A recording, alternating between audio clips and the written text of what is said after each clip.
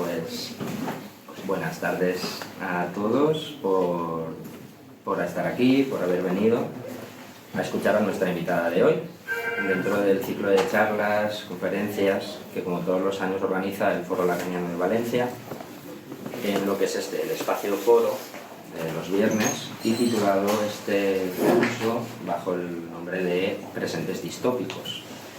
Y gracias también al Colegio de Clínica Psicoanalítica por aportar el espacio donde estamos.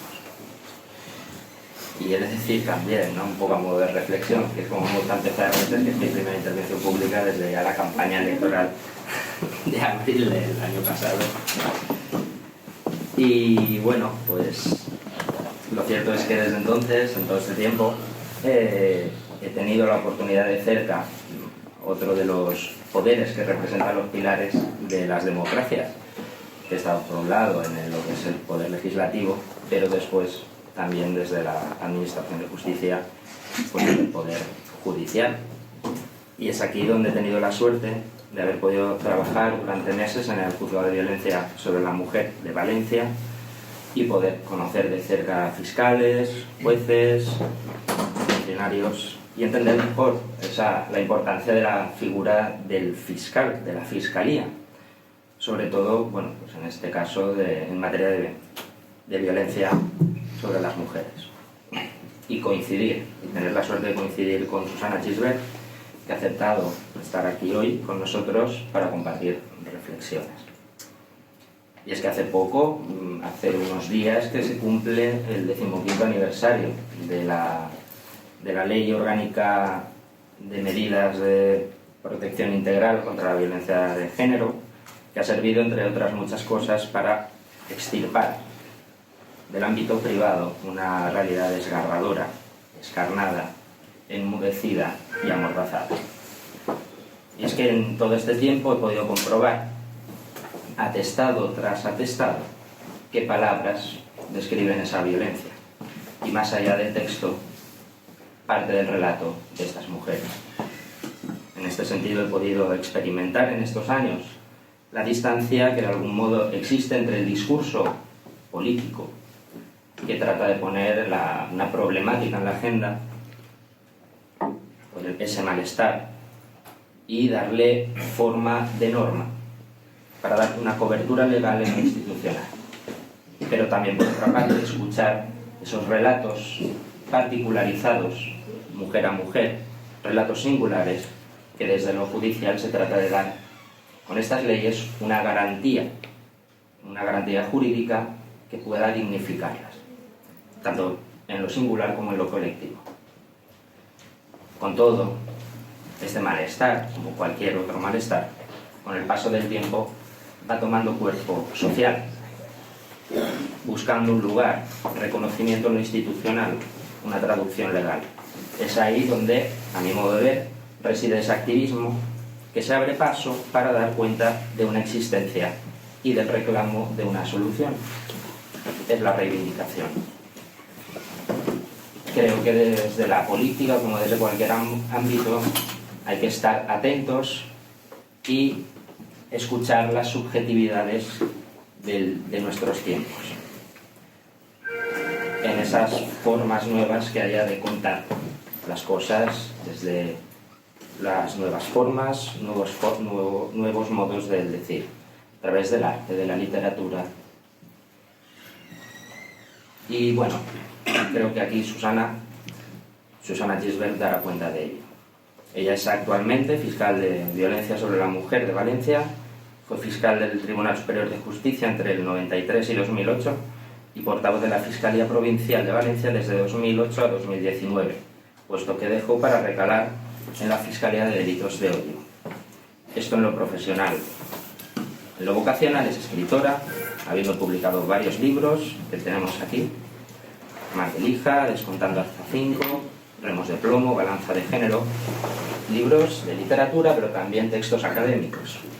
Y bueno, ha recibido varios premios literarios. También escribe una columna semanal en el periódico El Mundo, es bloguera, publicando textos en su blog Con mi toga y mis tacones, mujer, madre, pero sobre todo mujer de deseo. Gracias por estar aquí.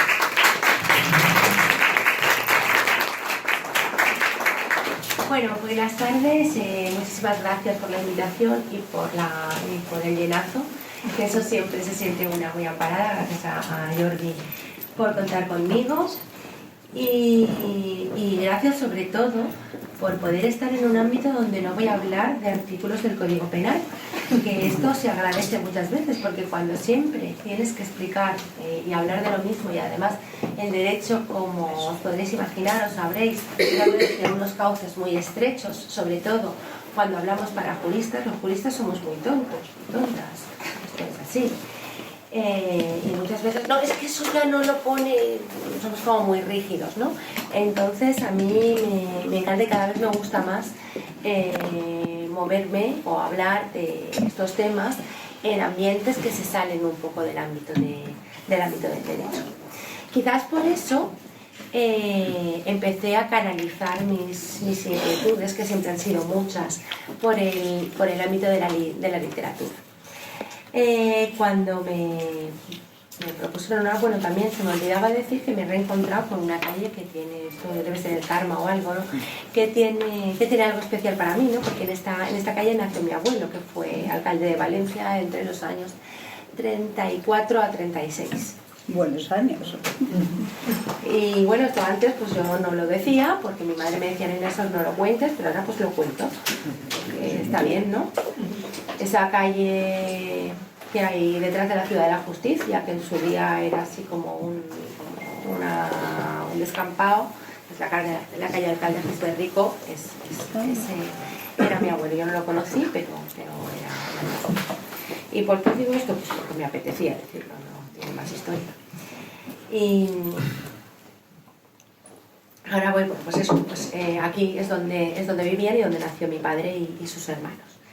Bueno, no en esta casa, en esta calle, en la casa no la sé en qué número, creo que era en el 40 o por ahí, pero no lo tengo claro. Bueno, pues entonces ahora ya me voy a meter en harina y me voy a dejar de estos rollos y os voy a contar lo que quería contar. Cuando Jordi me habló de venir a dar una charla o a tener un encuentro más que una charla, a mí me gusta más, aunque hablo muchísimo, me podéis interrumpir, preguntarme o lo que sea, pero me gusta más pensar en las cosas como una interacción que como una charla unilateral. Pero cuando me lo dijo me dice, tú propone el tema que quieras. Y yo digo, bueno, yo puedo hablar de... Porque siempre parece que es, no sé, siempre la gente me llama pues eso, para hablar de delitos. Digo, pero puedo hablar de una cosa un poco, siempre va a ser relacionada, ¿no? Pero más relacionada con el mundo del arte, con la literatura, que me provoca mucha inquietud, que lo vivo mucho porque le dedico, yo el tiempo que le dedico a mi trabajo es tiempo obligatorio, pero mi tiempo libre lo dedico a mi vocación, que es, bueno, pues el activismo social, por llamarlo de alguna manera, ¿no? El interés o las inquietudes por temas sociales que además he conseguido canalizar por medio de la literatura. Creo que el arte, ya sé que hablar de lo que yo escribo y llamarlo arte puede sonar pedante, pero es que no encuentro otra manera de decirlo, ¿no? La literatura se supone que es el arte. Yo creo que el arte es un vehículo idóneo para transmitir todas estas cosas que muchas veces a la gente le crean rechazo simplemente por aburridas. ¿Y por qué digo esto? Tú les dices a un grupo de adolescentes, mira, os voy a dar una charla estupenda sobre violencia de género, y aquí no viene nadie como no les pongan 2 puntos de la nota final del curso.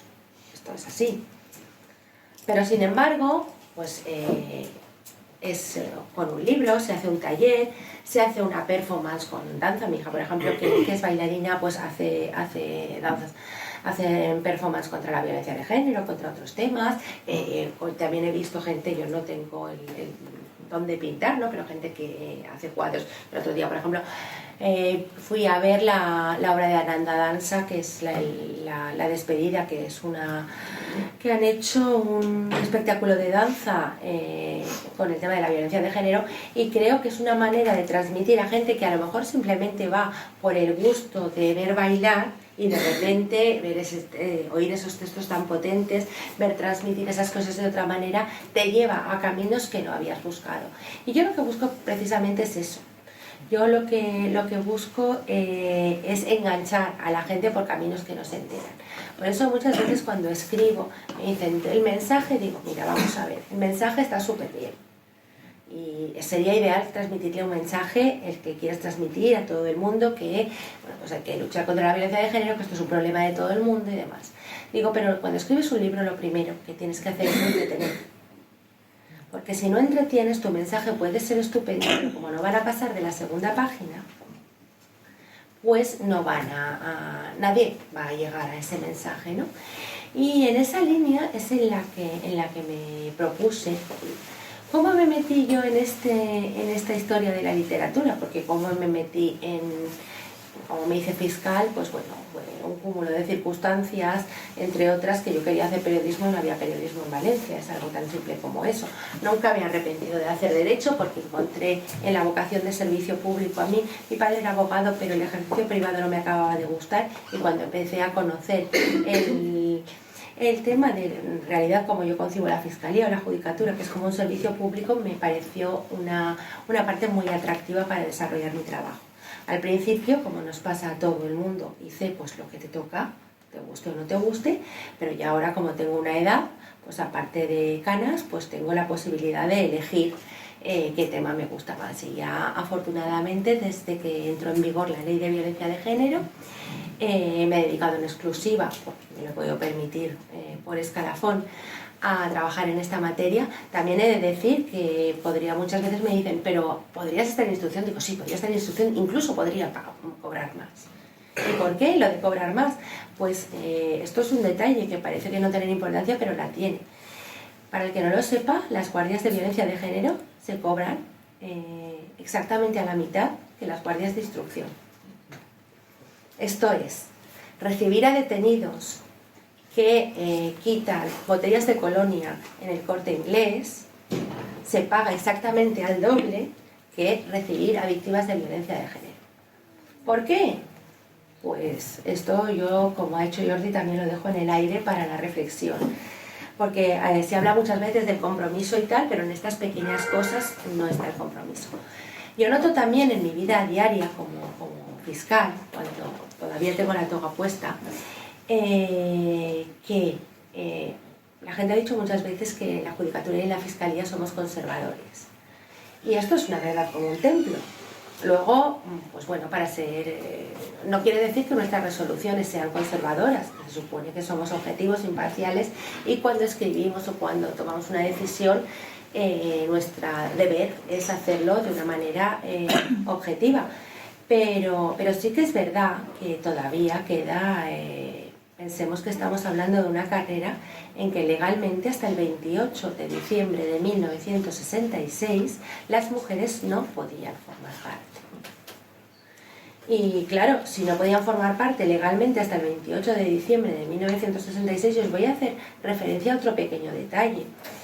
¿Os dais cuenta que tanto esa ley como la de violencia de género son del 28 de diciembre? Narices, que no habrá días para ponerlas el Día de los Inocentes. Es que es verdad, parece una broma de mal gusto, pero al final estas cosas es lo que tienen. Pues bien, no pudimos, pero claro, el 28 de diciembre del 66 no apareció una señora que dijo, pues mira, mañana oposito, tuvo que hacer una carrera y prepararse. De modo que hasta mitad de los años 70 no hay jueces ni fiscales en la carrera. Esto quiere decir que la estructura es machista, es patriarcal. Vamos a ver, el Estatuto Orgánico del Ministerio Fiscal tiene un reglamento que es del 69. Y, por ejemplo, no se prevé que los fiscales se vayan de baja de maternidad, porque no había fiscales que se fueran de baja de maternidad, porque no había mujeres en la carrera. Y estamos todavía en esa estructura. Pero bueno, eso, las leyes se modifican, pues bueno, con más o menos fuerza, pero a ritmo de poder legislativo. El problema muchas veces son las mentalidades. Y las mentalidades sí que cuestan un poquito más, ¿no? Y yo, más que una mentalidad machista, cascoporro, ¿no?, que dicen muchas veces, lo que sí que noto es ese inmovilismo. Ese inmovilismo que muchas veces, no, si es que nosotros lo que aplicamos es la ley, no, pero es que la ley, estamos en una sociedad, tenemos que transmitir, somos un servicio público, todavía queda esa especie de elitismo de pensar que estamos en una torre de cristal, como que somos intocables. Yo recuerdo que cuando con la sentencia de la manada la gente salió a la calle a protestar, ¿no?, de lo que hacía el Poder Judicial, hubo mucha gente, incluso de asociaciones tildadas como progresistas, que se quejaban. Es que no se puede salir a la calle a quejarse de una resolución del Poder Judicial. ¿Por qué? A ver, ¿por qué? Nosotros, días antes, estábamos en la calle protestando por resoluciones del Poder Legislativo, pidiendo medios, haciendo huelga, peleándonos para que nos reconocieran el derecho a la huelga, porque es que hasta el año pasado había que no nos reconocía, arriesgándonos algunos a que luego fueran pidiendo los nombres para ver quién ha hecho huelga, para ver si esto se puede hacer o no se puede hacer y todas estas cosas. Pero lo estábamos haciendo y estábamos reivindicando. Si nosotros estamos protestando de decisiones del Ejecutivo y del Legislativo, porque la ciudadanía no va a poder protestar de decisiones del judicial, siempre que se haga dentro del respeto. No se trata de tirar huevos al magistrado que ha puesto la sentencia, evidentemente. Y yo creo que ahí se cambiaron un poco las cosas, ¿no? De repente dijimos, bueno, pues pasa y no pasa nada, ¿no? Nadie nos ha muerto ningún gatito ni nada de nada. Y yo creo que la línea es esa, y que hay una resistencia a esos privilegios y a esa comodidad de que no te toquen, de que no hablen de ti, de que no te sigan, pero que tenemos que cambiar, ¿no? Yo, otra de mis vocaciones, que ha sido siempre pues la relacionada con los medios de comunicación, a mí me gusta mucho expresarme, hablar, transmitir. Muchas veces estas cosas las llaman afán de protagonismo, pero yo prometo que no es tanto afán de protagonismo, sino de transmitir. A mí me gusta mucho mi trabajo y me gusta que se vea. No me gusta que la gente piense, son fiscales, están ahí lejos, ¿no? Porque efectivamente creo que lo nuestro es un servicio público, no es un privilegio, no es una casta, no es un estatus, ni es nada de todo eso. Y entonces, en toda esa mezclilla, pues caí en la portavocía de la Fiscalía Provincial. Han sido 10 años, la verdad es que muy duros, pero muy enriquecedores. Siempre todas las cosas se dice que es muy duro, porque uno, como va a decir, no, me lo he pasado bomba y no he trabajado nada, y no, pues no vas a decir eso, ¿no? Porque además yo he sido portavoz sin ningún tipo de exención de trabajo. Yo seguía haciendo mi trabajo de fiscal de violencia de género, que era el que tenía, pero he disfrutado muchísimo transmitiendo a los medios, explicando, y yo creo que, bueno, pues he hecho mis pequeñas aportaciones. También el blog, la idea era la misma, ¿no?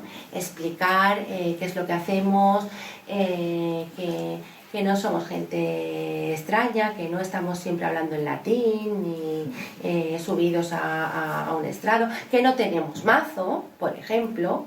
Esto es una cosa que la gente se empeña. Ni los jueces ni los fiscales usamos mazo en España, porque esto es de las películas americanas.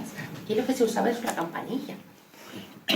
Pero la iconografía que tenemos es la americana, igual que la del fiscal, paseando de lado a lado. A mí me encantaría pasear de lado a lado por la sala, pero estamos sentadas con nuestra toga, nuestras puñetas, sin peluca.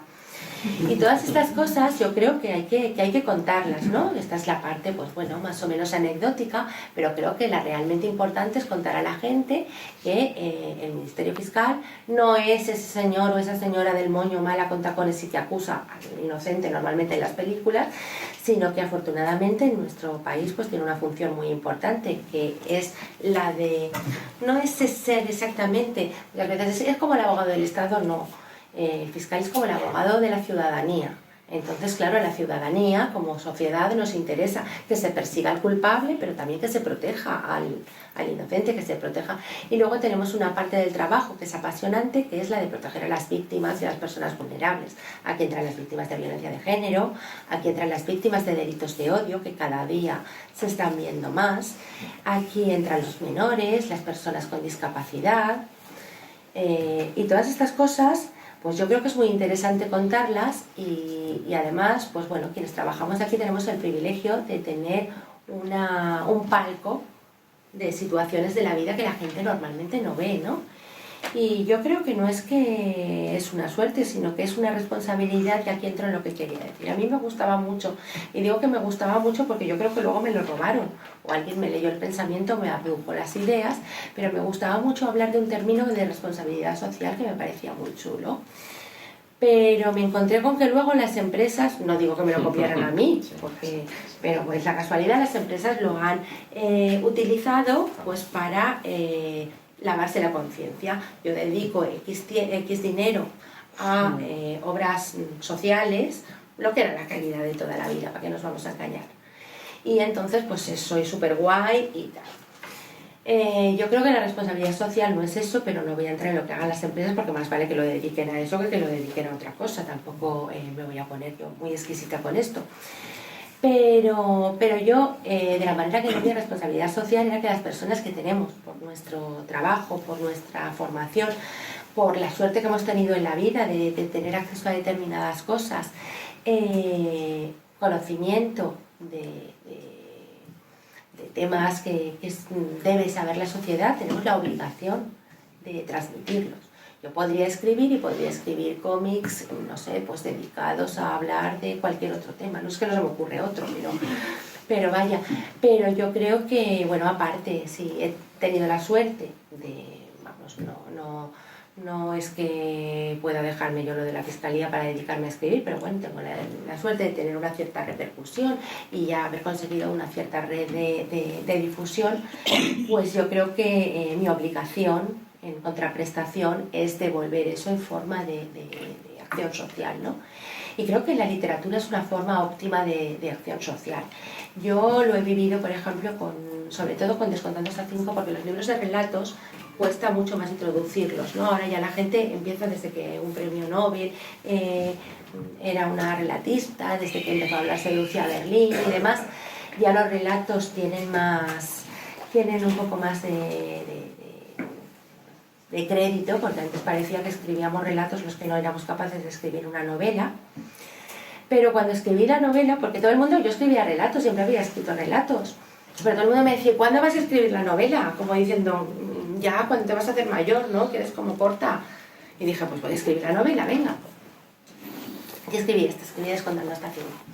Y con esto descubrí que gente que no tenía cero interés en el tema de la violencia de género, de repente se metía. ¿Por qué? Porque le engañaba. Esto es una novela negra.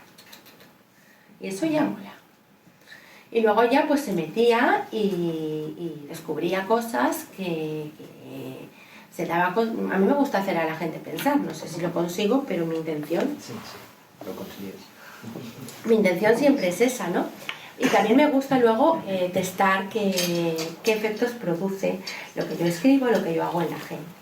Me han pasado cosas muy curiosas, ¿no? Como encontrarme a alguien en un aeropuerto y decirme de repente, en un aeropuerto de Santiago de Compostela, y decirme, perdona, tú eres la de los tacones, ¿me puedo hacer una foto contigo? Y digo, ¿qué es lo que está pasando?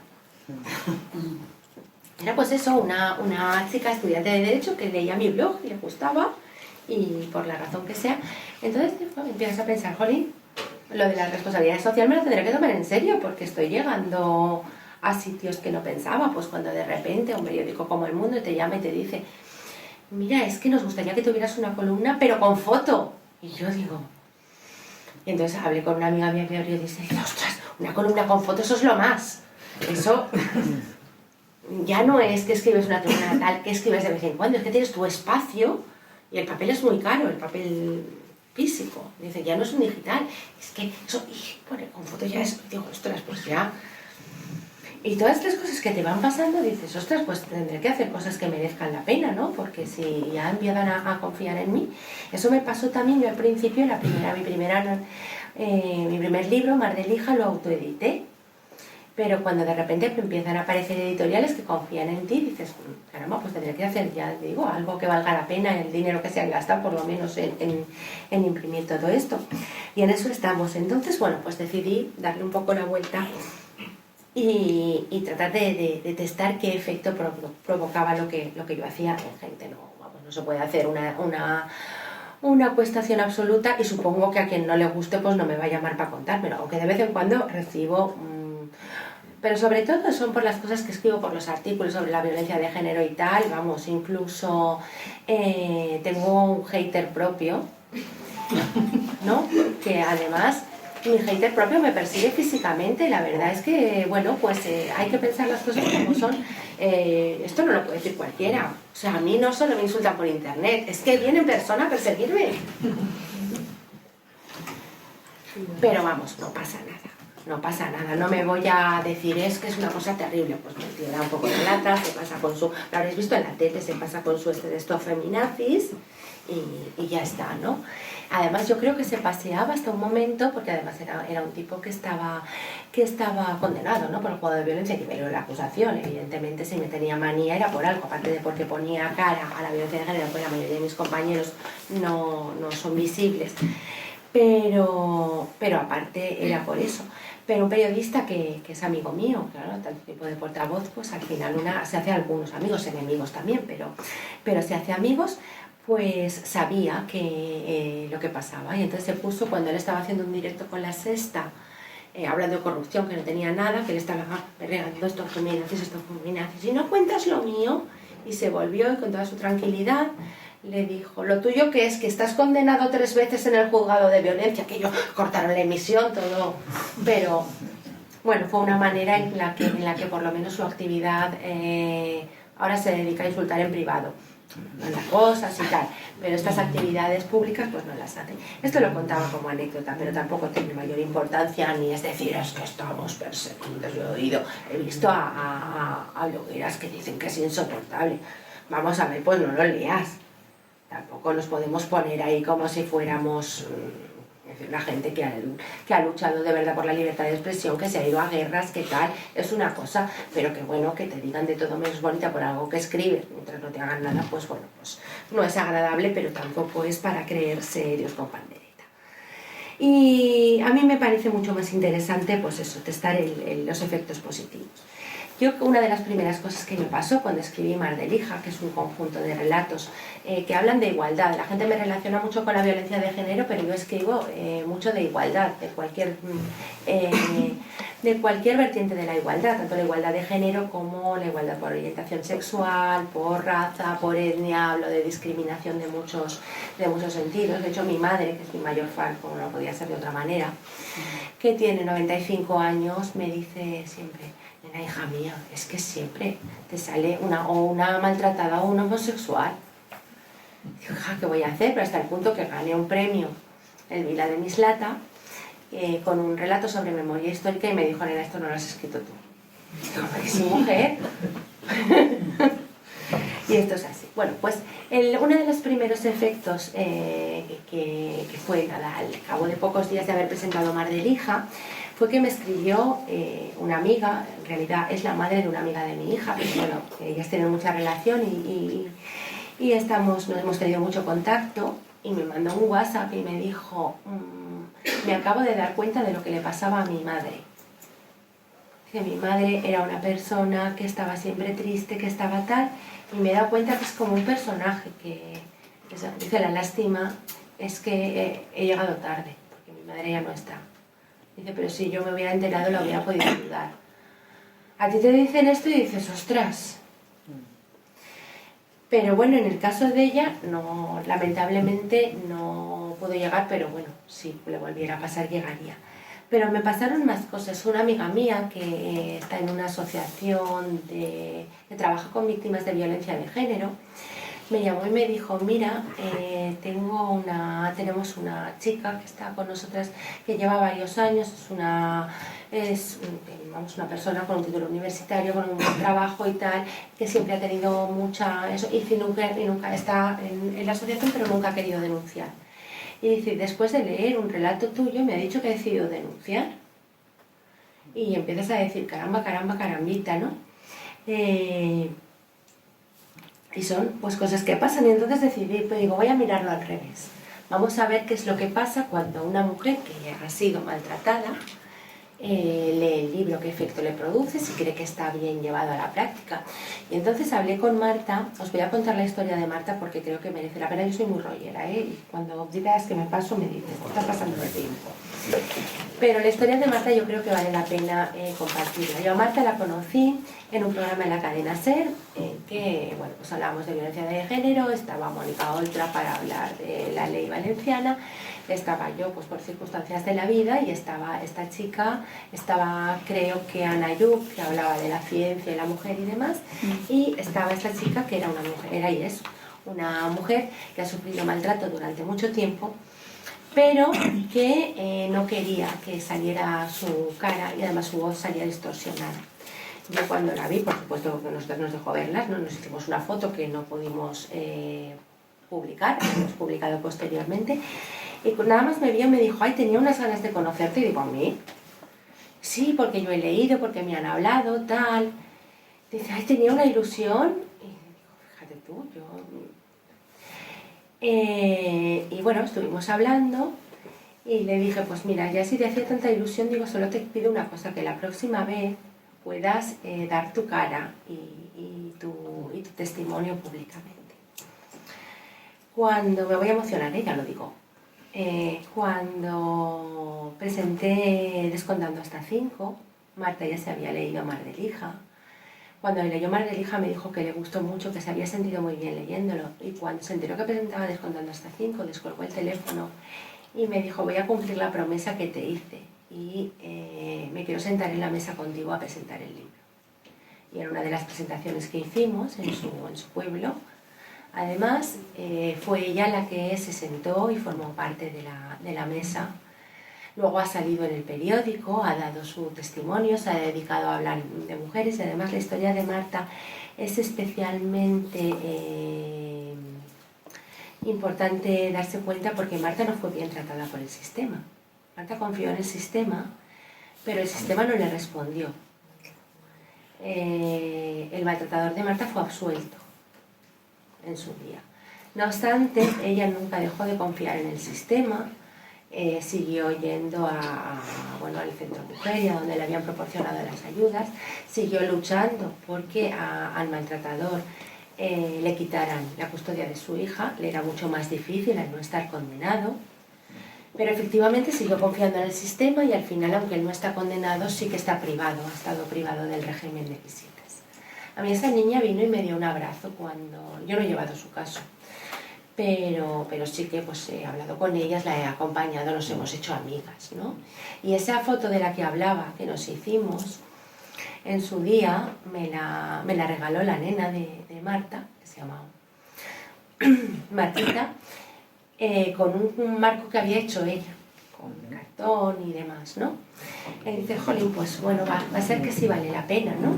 Que aunque la gente se cree que los escritores somos seres muy glamurosos, que ganamos mucho dinero y que estamos firmando libros en la feria del libro, eso es todo mentira. Yo también me creía que lo de escribir era súper glamuroso y que tú escribías un libro, lo vendían, salían todos los escaparates y te sentabas en un taburete en la feria del libro así y te esperabas a que la gente viniera. Llegas, publicas tu primer libro, te llaman de una caseta y te dicen, vienes a firmar, esto va a ser la pera. Y te encuentras con que al lado Cristian Gálvez está con una fila que da toda la vuelta, y en la caseta de al lado está una señora que tú no tienes ni idea de quién es, pero es la influencer que tiene un canal de YouTube más visto, donde pues cuenta cómo se depila, la forma que le da las cejas. Pero esto es así, una no es así de glamurosa y bueno, pues sustituye el glamour pues por hablarle a la gente y convencerla, ¿no?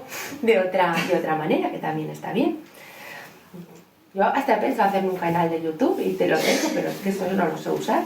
He llegado a lo de ser bloguera, en Twitter soy muy activa, pero ya lo del canal de YouTube, está cualquier día, cualquier día.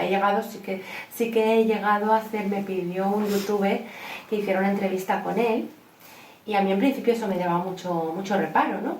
Porque era como salirme, ¿no? Porque yo, aunque digo que somos un poco casposos y tal, y que hay que cambiar, en el fondo al final peco, ¿no? Soy lo que soy, ¿no? Y ostras, ¿qué van a decir mis compañeros? Pero bueno, luego me di cuenta que una juez había hecho otro tanto y había hecho una cosa horrorosa, pero horrorosa, en contra de la ley de violencia de género. Y digo, bueno, pues ya que nos ponemos, pues yo me pongo y yo hago por lo menos de lo que quiero, ¿no? Vamos por lo menos a contrapesar. Y ahí están las cosas, ¿no?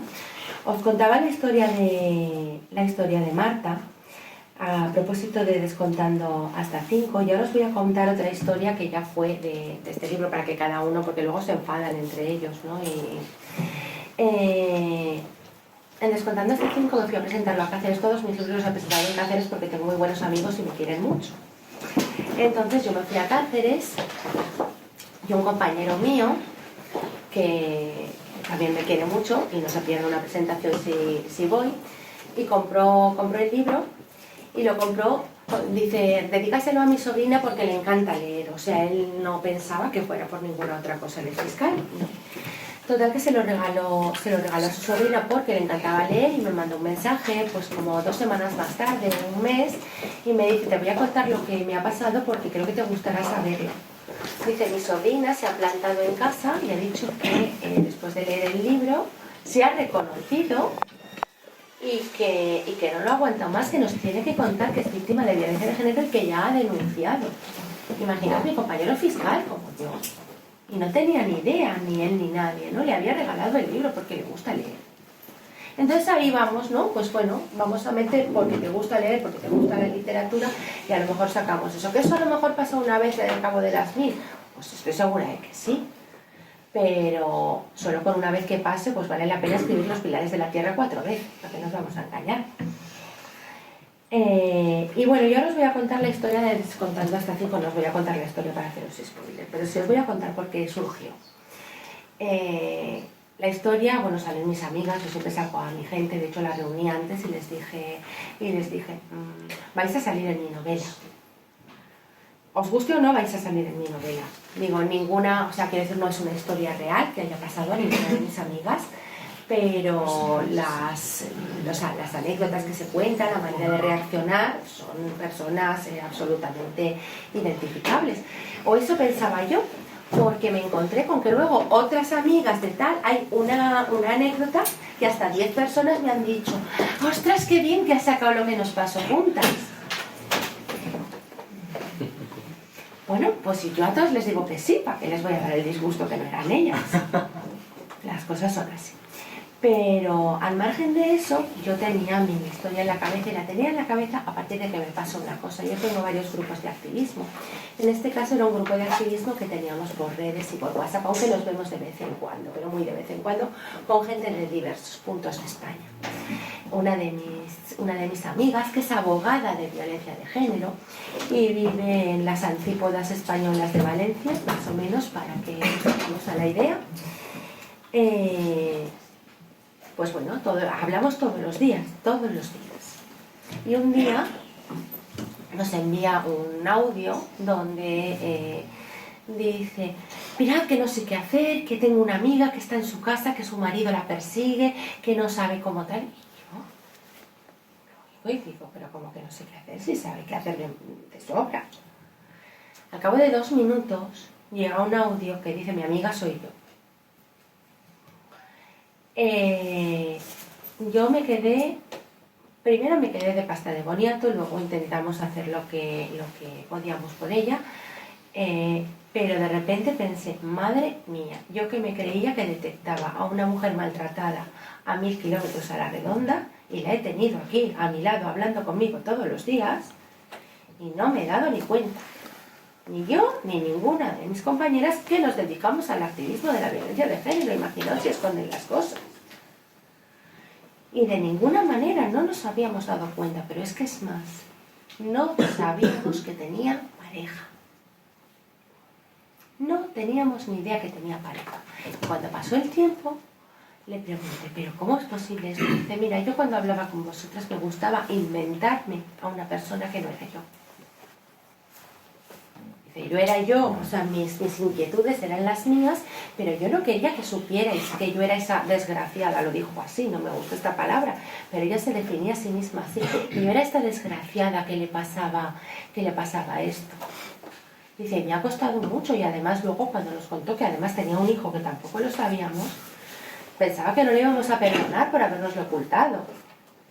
Ahora, afortunadamente, mi amiga pues denunció, él está condenado, tiene un alejamiento, el hijo está con ella, bueno, pues sigue teniendo sus secuelas, porque esto no es como las películas que en el momento en que son felices comen perdices y se acaba, pero de las perdices pues le tiene que indigestar y una y otra vez.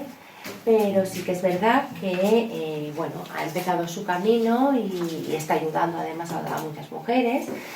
cerrando el círculo, ella lo que hace ahora con las mujeres a las que ayuda a ella, está en un grupo de ayuda, le regala el libro. Para mí mira, tú lo bien que me viene, pero les regaló Mar de Lija porque había dado todas y lo hablan y tal. Y bueno, pues son cosas bonitas que pasan, pero lo que decía, a mí el hecho de darme cuenta que yo no había sido capaz de detectar esto en una persona con la que hablaba todos los días, me hizo pensar muchísimo. Y me hizo pensar muchísimo y quise que mis protagonistas estuvieran en ese caso, aunque la situación no tiene absolutamente nada que ver, ¿no? Pero que fuera una situación en la que tienes el maltrato al lado y no lo sabes ver. Y no lo sabes ver aunque trabajes con él, aunque te creas preparada, aunque hayas estudiado 1000 cosas y hayas tratado a 1000. Y yo creo que esa era mi intención, ¿no? Cuando hice Descontando hasta 5. No sé si lo he conseguido o no, la gente que me ha leído pues dice que le ha enganchado, que le ha gustado. Ya digo que la gente que te habla normalmente es la que te gusta, la que no, primera no lo compra, segunda no te lo cuenta. Pero esa era mi intención y muchas veces pues yo escribo por eso, ¿no? Muchas veces me preguntan, ¿por qué escribes? ¿Te sirve de catarsis? Pues sí. Pues sí. O sea, lo de la responsabilidad social y eso está muy bien, pero a la primera que ayudo es a mí misma. A mí me viene muy bien cuando termino mi jornada. Y mi jornada no me refiero a que termino la guardia o a que me voy a las 2 a casa. Cuando dejo de estar trabajando, porque hay veces que en casa estoy trabajando, o que estoy siguiendo, es decir, bueno, pues ahora voy a escribir, que la mayoría de las veces es sobre estos temas, pero les voy a dar otra vuelta, voy a hacer estas cosas. A mí me ayuda mucho, primero, pues muchas veces a reconciliarme con mí misma, ¿no? Porque el trabajo que hacemos, Jordi ha hecho un poco de referencia, a veces es tan burocrático, a veces se vuelve tan burocrático, tan rutinario, porque cuando pensamos un juzgado de violencia de género, verán asesinatos, pues sí, cuando vemos un asesinato por supuesto que nos impresionamos, pero cuando ves todos los días, en cada guardia, en mi caso una vez cada 7 días, una media de 8 de 10 mujeres maltratadas, que normalmente pues lo que les ha pasado es que les han pegado golpes, les han insultado, pero en ninguno de los casos, en la mayoría, son cosas especialmente llamativas, especialmente graves. Te conviertes un poco, tienes el riesgo de convertirte en un autómata.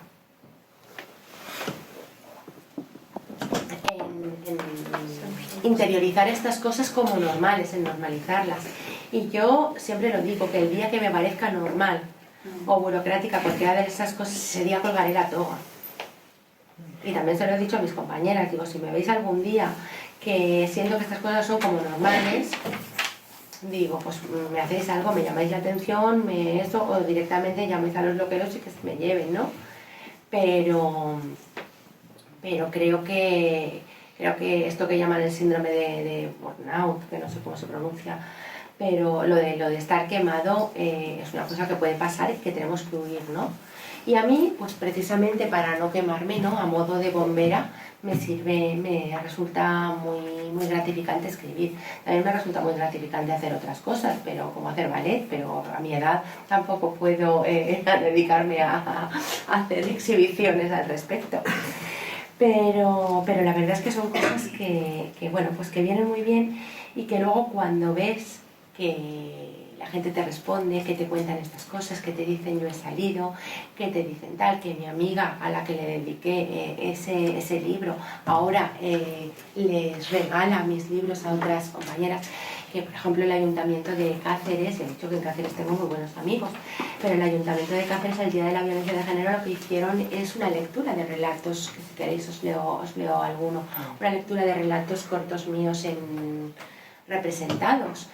Entonces, pues bueno, todas esas cosas dicen, pues lo que hago, pues vale la pena, ¿no? Por lo menos me vale la pena a mí. Cuando digo vale la pena, os aseguro que en ningún momento estoy hablando de términos crematísticos. Por si alguien tenéis la idea de escribir, si no palmas dinero, ya te puedes dar con un guante en los dientes. No, esto es así.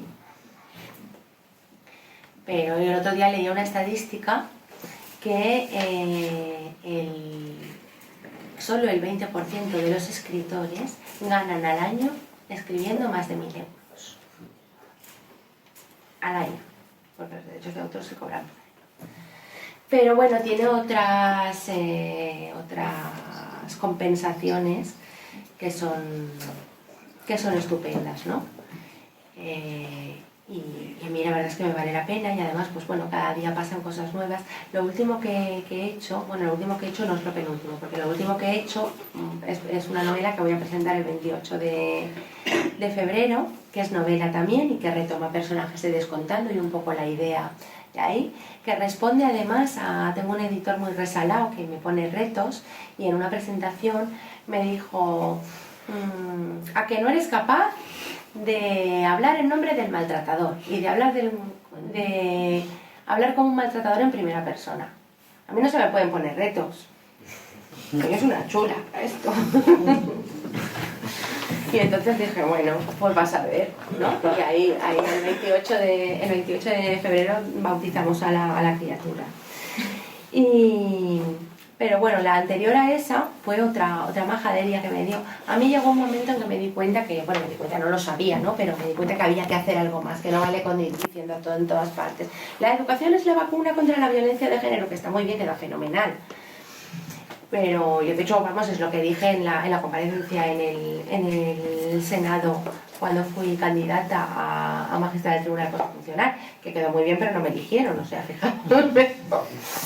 Pero bueno, pero eso, aparte de que está muy bien decirlo, hay que hacer más. Entonces a mí yo me empecé, yo quiero escribir un libro para niños. Y yo quiero escribir un libro para niños, y yo se lo decía a todo el mundo, porque yo no conocía a ningún editor que editara para niños. Y el mundo de la literatura infantil es totalmente diferente del resto. Si es difícil esto, lo de la literatura. Pero yo se lo contaba a todo el mundo. Yo quiero escribir un libro para niños. ¿Alguien conocéis a alguien? Yo quiero escribir un libro para niños. Quiero escribir un libro para niños de violencia de género.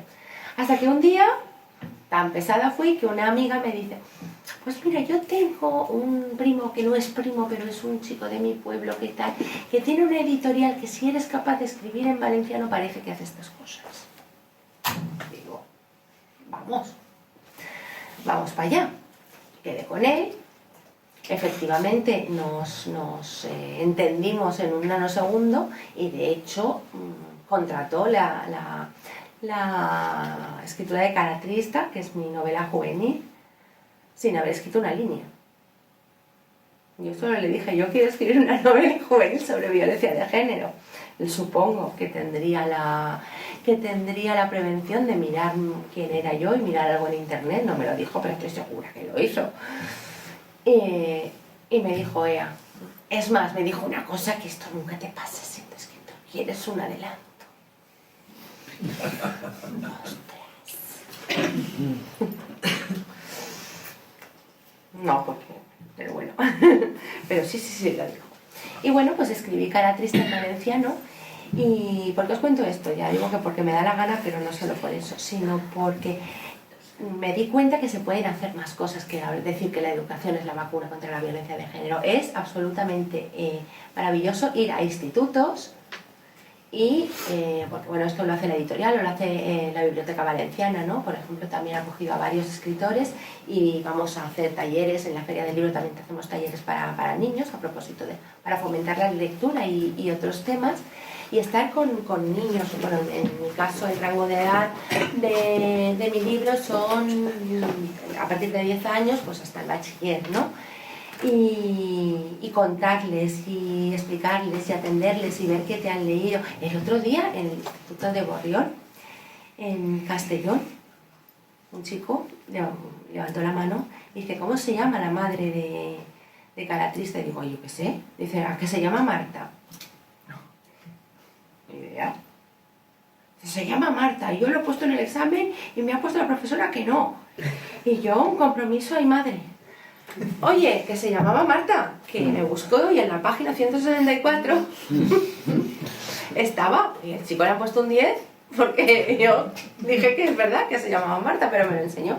Pero anécdota aparte, ver que alguien ha puesto tanto interés en tu obra y hasta descubierto una cosa que yo ni me acordaba, ¿no?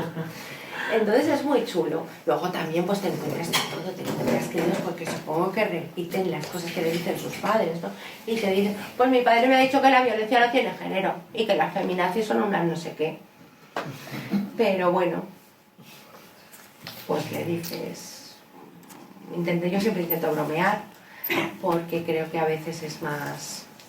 Además eso el otro día les dije, digo, luego si queréis les decís que me pongan el pin ese que nos van a poner. Que a ver cómo es, qué tal. Pero bueno, la verdad es que la experiencia con niños y con adolescentes ha sido de las cosas más fabulosas que me ha traído. Y hay que ver, ¿no? Cómo se nota el primer taller que hice, que además lo hice por error, me equivoqué, yo soy muy despistada. Entonces me fui a la feria del libro donde creía que me habían dicho, pero en vez de ir al SPY de autores número 1, fui al SPY de autores número 2. Y yo allí vi un grupo de niños, digo, pues estos son los míos, y yo me puse ahí a decirles, levantaos, numeraos del 1 al 5, y no sé qué, y levantaos que no sé qué, y aquellos, ¿y sabéis lo que es violencia de género? Y aquellos súper integrados. Yo el caso es que me habían dicho que tenían 14 años, que los veía un poco raquíticos. Digo, que estos niños de 14 años de ahora que poco comen. Y de repente llega la de la feria del libro. ¿Qué pasa?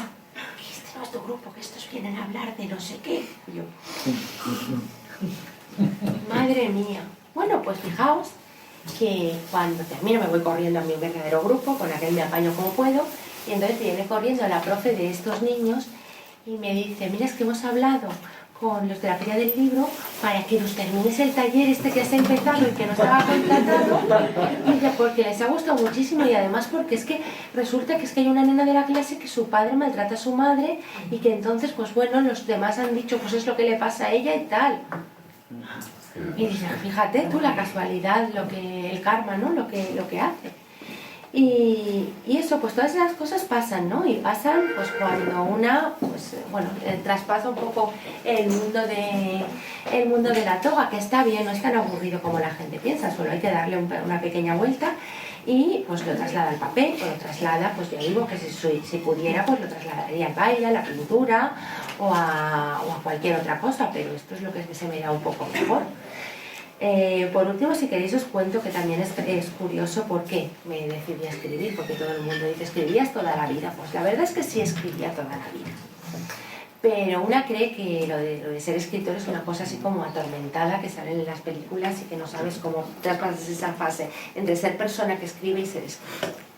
Yo empecé bien, porque no sé si alguno tenéis la edad de las famosas redacciones de Coca-Cola, pero bueno, ahí sí que gané, ¿no? En la redacción de Coca-Cola. Pero aparte de eso, pues cuando tenía 16 o 17 años, cuando iba al COU de mi época, el segundo de bachiller actual, sí que gané un premio de redacción de toda Valencia, que mi tema no sé por qué me dio por escribir sobre el terrorismo. Mi madre aún lo tiene guardado, igual cualquier día lo rescato. Era un terrorista que se suicidaba. Esa era mi... Bueno, pues a partir de ahí luego ya, pues eso, la oposición y demás, uno empieza a bajar y escribía en mis ratos libres, pero ya no emergía. Mucho más al exterior, sí que pues así, alguna colaboración en la falla te decían, ¿por qué no escribes una cosita para allí? Pero nada. Y resulta que un día, ya estando en el juzgado de violencia, veo que nos dan con la propaganda esta que nos dan, del Día de la Mujer, del Día de la Violencia, nos dan de un concurso de narrativa del ayuntamiento. Yo creo que era el año 2008, 2007, por ahí. Y yo digo, no se lo digo a nadie, pero digo, me voy a presentar. Digo, estas cosas, yo estaba convencida que esos premios están siempre dados. Y que esto es una cosa que no le pasa a nadie. Y dije, pero bueno, pues voy a presentarlo. El relator debía hacerlo bien, pero ni siquiera di mi teléfono. Tuvo que venir un mensajero a buscarme a casa. Me esperaba un señor en casa. Porque no me habían localizado de otra manera que con la dirección.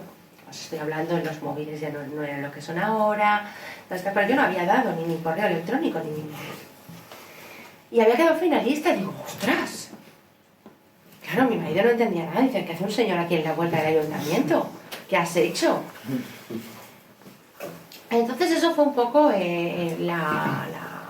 bueno, pues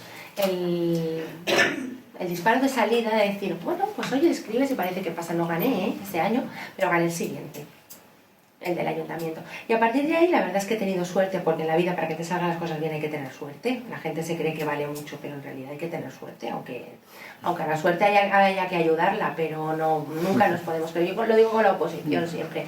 Cuando algún compañero dice, es que yo estudié muchísimo, digo, yo también, pero tuve suerte. Digo, ¿y tú? También.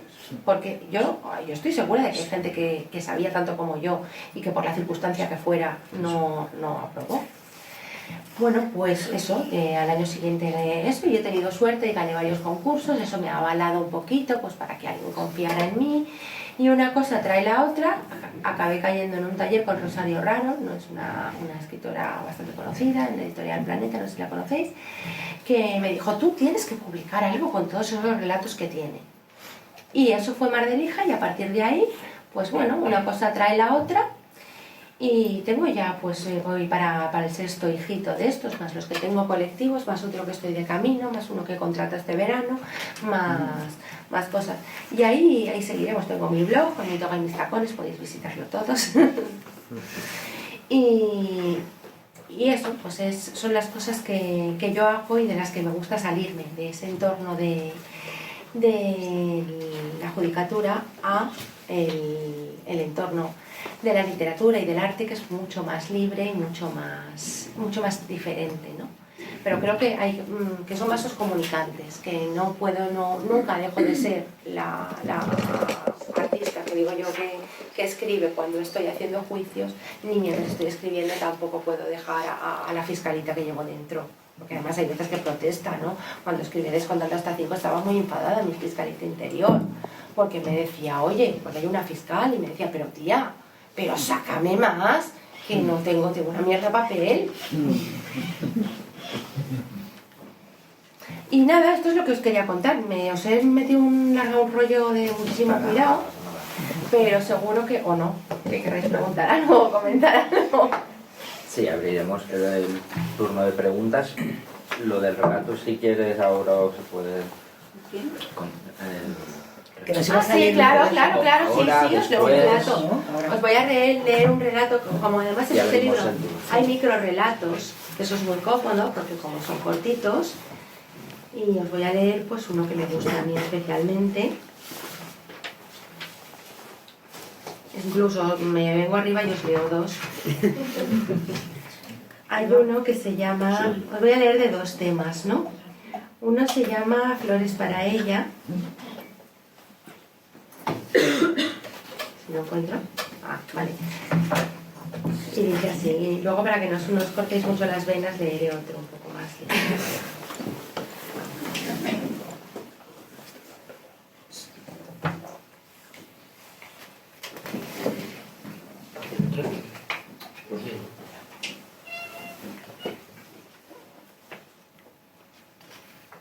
Este es un relato que quedó finalista de un concursito de microrelatos.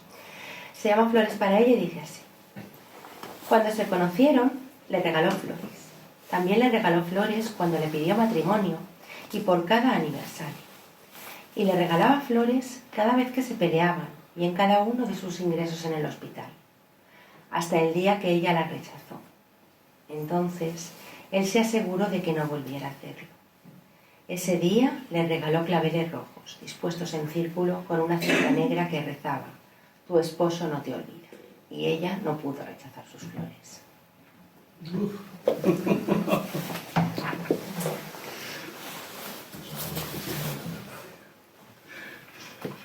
Y ahora ya digo que porque... Este tampoco es que dé mucha risa, pero no es tan bestia.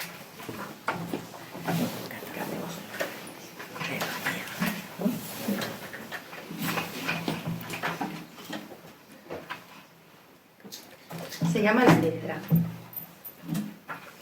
¿Cómo se llama? La letra. Y dice así. Esta también es finalista de un concurso. Esperé en vano la llamada que nunca llegó. Como siempre, un correo electrónico agradecía mi participación y lamentaba comunicarme que no había sido seleccionada para la audición. Rechazada, pese a que bailaba mejor que nadie. Rechazada, pese a que mi voz y mi forma de cantar eran imbatibles. Rechazada pese a que no había aspirante que interpretara con tanto sentimiento como yo. Rechazada pese a que el papel protagonista en aquel musical era el sueño de mi vida y estaba hecho a mi medida. Rechazada como siempre por una sola letra, la A. La letra que faltaba para convertirme de Manuel en Manuela, en el maldito documento de identidad que invalidaba todo mi currículum, todo mi talento, todas mis ganas. Rechazada con A. Ni siquiera fueron coherentes para decirme rechazado en el correo electrónico con el que me habían destrozado la vida.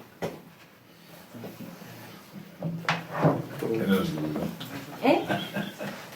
Casi que era menos cruel. No, pero bueno, no es tan... Puedo oírme alguno que sea... ¿El de la memoria histórica? Es que eso es muy largo, ¿eh? ¿Pero lo puedes contar un poquito? Sí, lo cuento, claro. El de la memoria histórica es un relato en el que... Te lo pregunto alrededor de lo que has contado, como una cosa que dices que habitualmente no lo haces. A ver... No, sí, yo sí que hablo de memoria histórica, esto eran cosas de mi madre.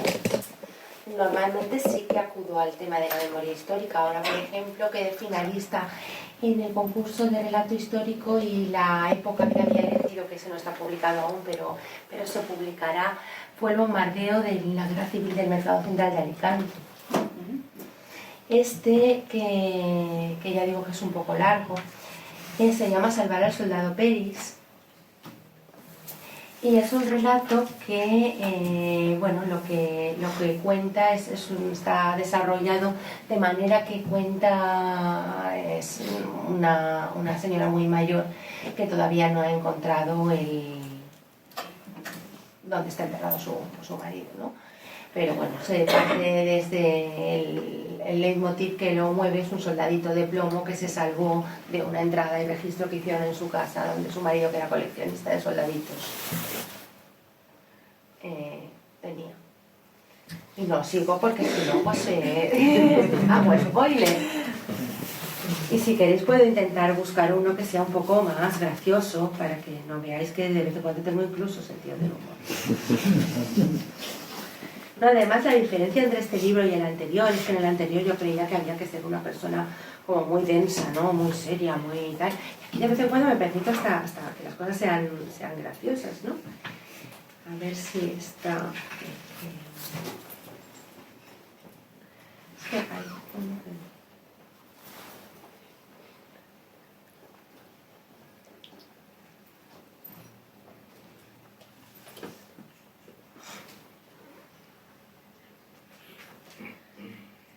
Vale, este sí, este es...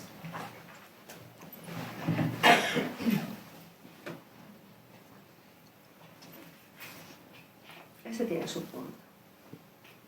Esto os diré a modo de anécdota. Este libro lo presentó cuando lo presenté, me lo presentó Enric Morera, el presidente del Escorts, por la sencilla razón de que yo tengo la cara muy dura y se lo dije y me lo presentó.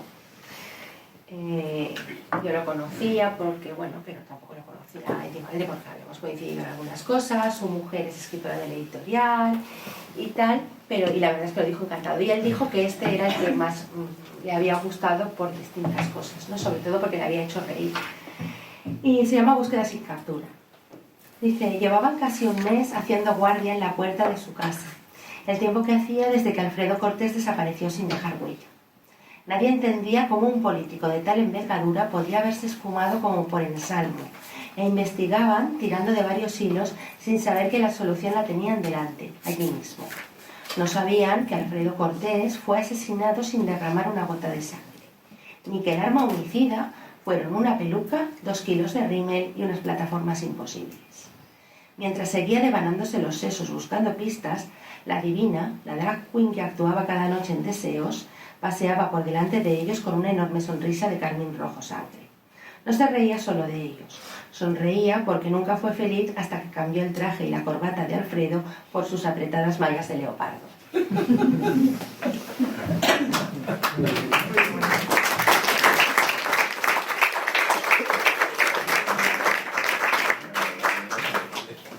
Y ahora, si queréis.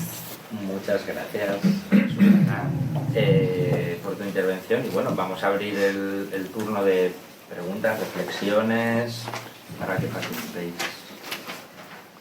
Y sigamos. Pilar, por ejemplo, si hay alguien, pues eso. Yo me he apuntado 6 cosas para pero voy a empezar por una y paso la palabra, en todo caso luego si me da tiempo. Lo primero es lo que me resulta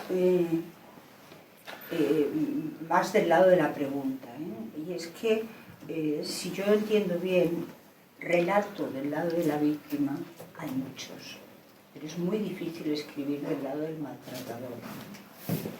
De hecho, es uno de los problemas que tenemos desde el campo de la salud mental, que no hay nada que decir ahí, o sea, no dicen nada. No digo que no empleen palabras, pero es muy difícil que haya un relato verdadero entrecruzado con toda los sufrimientos de la víctima, que sabes que tú lo sabrás mejor que el campo para poder ir a lo que se trata, porque hay mucho afecto y afectación, pero en cambio del lado del maltratador todo esto no existe, y entonces que tú hayas hablado de la valentía de escribir del lado del maltratador me resulta sorprendente, porque fíjate, podríamos pensar en Hannah Arendt. Cuando Hannah Arendt va al juicio para la cuestión de Eichmann, después de todo lo que esperan de ella, que cuente y que relate y que haga un alegato en contra de Eichmann, dice, no, es que el mal es banal. La banalidad del mal, lo de Hannah Arendt. Entonces, creo que hay una dificultad y sí que me gustaría que me dijeras un poco cómo has construido un personaje, porque es una novela, además, pues sí, no es un relato corto. Me ha costado construir el personaje. Bueno, el personaje desde el día que Mauro, mi editor, me lo dijo, estaba ahí ronroneando, ¿no? No, fue muy listo porque no claro. Pero la verdad es que la mayor dificultad es que es un personaje que, en teoría, bueno, su condición de maltratador o de presunto maltratador tiene que ser odiosa, pero claro, por otro lado es tu personaje, empatizas de alguna manera con él. Y además, las personas tendemos a pensar en blanco o en negro, pero en la realidad tiene muchos matices. Es lo que pasaba con los criminales nazis, ¿no? Que una piensa desde su sitio y piensa que son seres horribles, pero luego son seres pues, que quieren mucho a sus hijos y que a lo mejor son capaces de salvar a un gatito. Sí. Entonces, pues esa parte me costó, ¿no? No solo sale desde el punto de vista de ese, que es el fundamental, sino que el primer principio de la novela, la primera parte de la novela se desarrolla en un centro de rehabilitación de maltratadores. Entonces hay muchos personajes que hablan en primera persona y cuentan sus historias. Entonces yo intentaba que tuvieran distintos matices, que tuvieran, si lo he conseguido o no. Bueno, pues de momento parece que quien lo ha leído, que es poca gente, pero entre ellos quien tiene que pagar la edición, le ha convencido, ya veremos, ¿no? Te aseguro que lo voy a leer con mucha atención. Yo quería, Sí. Bueno, agradecerte tu intervención, que me ha parecido de verdad súper fresca y sí, muy impactante. Y de todo lo que he anotado, hay algo que me parece que es un hueso y que sigue siéndolo, y es por ejemplo, a raíz de la historia de Marta, has dicho que confió en el sistema, pero el sistema no le respondió. Y me parece que eso es algo que es la historia de Marta, pero me parece que hay muchas Martas. Me parece que hay algo también que sigue manteniéndose oculto, en el sentido de que me ha parecido de verdad muy, como lo has dicho, muy impactante también, porque tú puedes estar conviviendo con una mujer que está viviendo, y aparte no tiene que ser ni de un sector social determinado, es más, puede ser cualquier mujer, ¿no? Que esté siendo maltratada, y que lo oculte, incluso que lo viva con vergüenza, que tenga que construir otra a sí misma, sí, para que sus propias amigas o su grupo de pertenencia la reconozcan, ¿no? Y entonces, claro, ahí estamos implicados. Me parece que no solamente eso es el trabajo que haces tú, por ejemplo, los equipos, sino que parece que hay muchas más profesionales que tenemos que estar ahí implicados, y tengo la sensación de que hay algo ahí, de que luego el sistema finalmente nos responde Sí, bueno, finalmente en el caso de Marta no le respondió durante mucho tiempo y al final, porque ella se empeñó en no salir del sistema, Claro. el sistema le respondió. Sí, pero yo me refiero Pero cuántas si Martas. hubiera ido antes, si ella hubiera decidido no confiar en un sistema que le había dado la espalda, hubiera estado en su derecho. Lo que pasa es que ella quiso seguir, y ella cuando le dijeron tienes que seguir llevando a tu hija al punto de encuentro, la seguía llevando, seguía poniendo procedimientos hasta que al final le privaron a él de la patria potestad. Bueno, entonces te voy a hacer mi segunda pregunta. Y después Doria, ¿vale? Vale. Yo también me quiero anotar. No, si quieres que hable otra persona y Doria, luego y soy yo. después Vale, pues te quería preguntar si a día de hoy en el sistema judicial y en ese ámbito, si se hace algún tipo de formación para quien trabaja en el sistema, quiero decir a nivel de jueces, de abogados, si existe. A ver, eso se ahora. hace formación, pero desde luego mucha menos de la que debiera. Vale. Yo esto va a estar fatal que lo diga, pero los abogados nos llevan la delantera muchísimo, ¿no? Porque ellos empezaron a hacer formación y para estar en el turno de violencia les exigen hacer formación y luego les exigen reciclarse todos los años. Que esto no es suficiente porque, como todos sabemos, escuchar, quiero decir, hay algunos que van a escuchar y les da por menos, pero bueno, como me decían a mí, porque yo decía, es que bueno, si cuando hablaba a veces de un alcohólico, y si no quiere ir a rehabilitarse, dice, bueno, tú tráemelo, luego veremos, pero si no, no va a venir. Pero sí que es verdad que falta mucho. Y ahora te voy a contar la verdad. Vale. La verdad es que nos llaman juzgados especializados, los nuestros sí que lo son, porque son exclusivos, están a disposición del ciudadano todos los días del año, pero somos una minoría. Juzgados que están en esas condiciones solo son los de Barcelona, Madrid, Valencia y Sevilla. Luego están los especializados, que no tienen, solo atienden en horario de oficina, y luego pues el resto del tiempo les atiende el que está de guardia que le toca, que sería el caso de Paterna y Torrente. Y luego están los mixtos compatibles, que son la enorme tomadura de pelo, porque son juzgados que llevaban otra cosa y un día dijeron, pues vais a llevar también la violencia. Y ya está. Entonces, ¿por qué cuento este rollo? Pues porque para esos últimos juzgados ni exigen ni dan formación. Para el resto sí. Lo que pasa es que hasta ahora los jueces lo que les hacían era un cursillo online y 15 días con un compañero. Ahora parece que se están tomando en serio el tema de la especialización. Lo que pasa es que bueno, los avatares del gobierno tampoco han permitido legislar mucho. Pero parece que se lo estaban tomando más en serio, ¿no? A mí ahora me han llamado por primera vez para formadora de formadores en perspectiva de género. Yo soy formadora de formadores, no sé por qué me hicieron alguna vez desde hace tiempo, pero desde hace un año que nos dieron el título, los que fuimos allí y tal, hasta que me han llamado, ahora nos han llamado para empezar a hacer cursos descentralizados. Entonces yo pienso que algo se hará, pero falta mucho. Y luego también hay una cosa que es engañosa, porque la gente dice, ¡ah! Hemos hecho un curso de perspectiva de género y se han apuntado 1000 jueces. Pero ahora te voy a decir la verdad. Y yo estoy casada con uno, ¿eh? De los que no se ha apuntado, por cierto. Pues se han apuntado 1000 porque les han dicho que lo que decían los niños del colegio, que los que no hagan ese curso no podrán hacer la especialización de ascenso a magistrado de ninguna especialidad. Entonces, claro, pues apuntan a eso y si les dicen que tienen que aprender bailes florales también. Claquema, clamero, que sea, yo también lo hacía. Pilar Palmira. Pero bueno, hay gente muy comprometida, ¿eh? Hay gente muy comprometida, con mucha formación. Lo que pasa es que la pena es que la gente que sea comprometida sea porque tengas la suerte y que caiga. Por ejemplo, hay una juez en Carlet que vamos, es una súper especialista, pero Carlet es un juzgado mixto. Es una súper especialista porque ella se ha molestado y se ha ido a ese juzgado, pero no tiene ninguna obligación de serlo. Añadiría brevemente, o sea, la tendencia estadística, si se puede decir así, entre los detenidos que pueda llegar diariamente a un juzgado de guardia, es que no es desdeñable por violencia sobre la mujer. Sí, hay veces que es la mitad del total. Sí, y hasta más, muchas veces nos vamos nosotros más tarde que se van los compañeros de instrucción.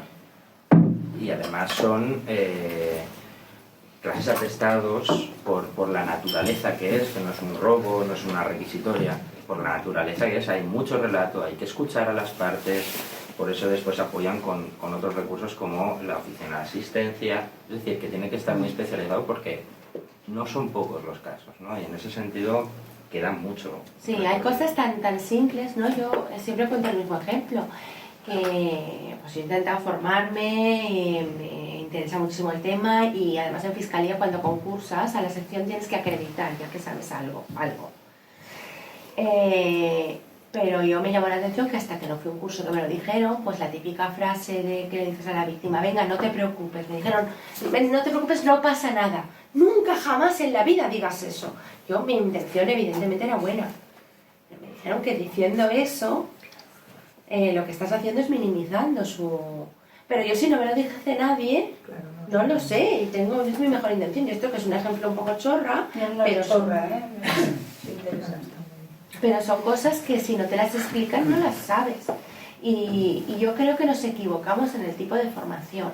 Ahora parece también que se está empezando a cambiar, pero los jueces, los fiscales, los secretarios judiciales, los juristas en general, entendemos que formación es saber muchas leyes y mucha jurisprudencia. Y eso no lo ya lo sabemos y además lo podemos encontrar en un montón. Lo que tenemos que saber es otras cosas. Tenemos que saber victimología, tenemos que saber psicología, tenemos que trabajar la empatía, trabajar cosas para las que no estamos preparados y que nunca vamos a ser especialistas en ello, pero tenemos que saber tener unas mínimas nociones de cómo se trata a una mujer que no es una señora que le han robado el bolso estando por la calle y que va a volver a su casa y va a tener la misma vida. Es una mujer que va a cambiar por completo su vida. Es en ese sentido que va mi segunda pregunta. Y es que tú al principio de tu intervención has hablado de los años 70, al final de los años 70, ¿no? Y es en aquella época que yo empecé a trabajar con la Asociación de Mujeres Separadas primero, y después Mujeres Separadas y Divorciadas. Gracias a eso, que hacía gratuitamente y porque era una entregada a la causa, durante casi 10 años o más estuve. Pues tuve la oportunidad de escuchar a más de 3.000 mujeres.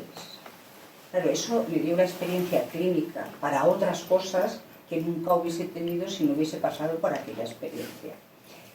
Entonces, de aquellas mujeres que primero he dicho separadas, porque no había ni ley del divorcio, y luego separadas y divorciadas, que aquello fue un movimiento social de las mujeres impresionante, todas en relación a la cuestión del divorcio, que ahora a lo mejor parece mínimo en el momento en que la gente más joven nos oye. No, pero si ahora cuando decimos que hasta el año 83 las mujeres no tenían derecho a tener la custodia de sus hijos, se quedan diciendo, no puede ser, ¿no? O la ley del aborto. ¿Cómo? Pero eso es una barbaridad. Una vez llevé a mi hija a ver una película que se llama 4 semanas, 3 meses, 4 semanas y 5 días, que es una película durísima sobre el aborto, y me dijo, esto no puede ser, mami, esto no puede pasar. Yo digo, esto pasaba en España hasta antes de ayer. Pero no me quiero ir del hilo. Desde aquellos momentos de los años 70 y 80, que fueron momentos muy convulsos en la historia de España, ahora ha habido toda una evolución, y si lo miramos diacrónicamente, estamos muchísimo mejor. Pero yo también te hago una pregunta como psicoanalista, y es el tema de confiar en el sistema. A mí me resulta, cuando las mujeres vienen a verme, todavía muy difícil dilucidar entre denuncia y no denuncies, ve al punto de encuentro o no vayas, porque veo los dramas internos, porque a mí sí me los cuentan. Y es una por una. Creo que tú también estás en esa línea, creo que lo has dicho en algún momento. Es caso por caso que hay que verlo, porque hay niños que pueden ir al punto de encuentro y que lo que el sistema desde el punto de vista jurídico marca puede beneficiar el proceso, pero hay niños que cogen verdaderos traumas en puntos de encuentro. Aparte, a mí no me gusta nada cómo están organizados los puntos de encuentro. Me parece un horror. En la práctica están organizados fatal. Es un horror. Entonces, y luego está, por ejemplo, el tema de la denuncia. cuando tú ves a mujeres... El tema de la denuncia, perdona que te interrumpa, pero es que yo creo que va por ahí. El sistema, equivocadamente, ha centrado todo en la denuncia. Yo siempre lo digo, que en derecho penal nosotros lo que hacemos es gestionar el fracaso. Nosotros no solucionamos problemas. Nosotros no ponemos tiritas en una herida que existe, pero ni siquiera podemos impedir que la herida exista. Podemos impedir de que siga sangrando y demás. Y además la denuncia, hay mujeres que están preparadas para denunciar un día y hay mujeres que necesitan 3 meses, 4 meses, 5 meses de preparación, de asistencia psicológica. Entonces por eso es muy importante que no se les exija haber denunciado para poder acceder a una asistencia psicológica, a unas ayudas, porque si no nunca estarán preparadas. Me alegro que lo entendáis porque es otro punto de vista desde donde te lo digo yo. Y que lo consideres me parece importantísimo. Sí, yo esto lo tengo clarísimo y cada vez lo tengo más. Y además siempre lo digo, y cuando tengo prácticos o cuando tengo alumnos de la escuela conmigo, lo digo, mira, no puedes comparar nunca jamás la víctima de violencia de género con la víctima de ningún otro delito. Precisamente por eso necesitamos una especialidad. No son tribunales de excepciones, no son nada. Se necesita una atención distinta porque la diferencia es que la mujer que denuncia violencia de género cambia su vida. Ese acto de la denuncia cambia por completo su vida, su entorno, sus hijos, sus relaciones con sus vecinos, los amigos. Es un verdadero acto, es un acto... Sin embargo, quien va a denunciar que le han robado el bolso, aunque por lo más que le puede pasar es que por las noches tenga pesadillas o que se le haya fracturado el húmero, pero luego el húmero se lo arreglan y las pesadillas pues poco a poco se le van. Pero vuelve a su casa y tiene el mismo marido, los mismos hijos, los mismos vecinos y los mismos gastos a fin del mes, que también es importante. Sí, la denuncia implica, o sea, que haya un posible delito tipificable, que con lo cual ya se pueden poner en marcha esos recursos. Lo que implica es, esa denuncia es como una especie de reconocimiento de una degradación, se pone en tela pública y entonces es que... Y además hay que decir que es excepcional quien denuncia a la primera. Normalmente cuando una mujer decide denunciar, a veces tarda 10 años. Tarda 10 años cuando es un maltrato habitual, pero si no, cuando son episodios puntuales, aunque luego vayan a eso, nunca lo hacen a la primera. Siempre cuando te da el primer bofetón dices, jolín, o el primer insulto. Y entonces llega un momento en que dicen, es que, porque yo siempre lo pregunto, digo, ¿y por qué se ha decidido denunciar ahora? Además, trato de explicarlo cuando me he reunido con ellas y tal, digo, cuando os preguntamos, o por lo menos cuando os pregunto yo, ¿por qué no has denunciado hasta ahora? No te sientas agredida, no te estoy recriminando. Quiero que me expliques, ¿por qué no lo has hecho para que lo entendamos? Para que no digamos, pues como no denunciado hasta ahora es que no tenía miedo. Yo lo pregunto para que nadie llegue a esa conclusión, lo pregunto para que me digas, mira, no había denunciado porque tenía miedo, porque le quise dar otra oportunidad, porque estaba enamorada hasta las trancas, por lo que sea.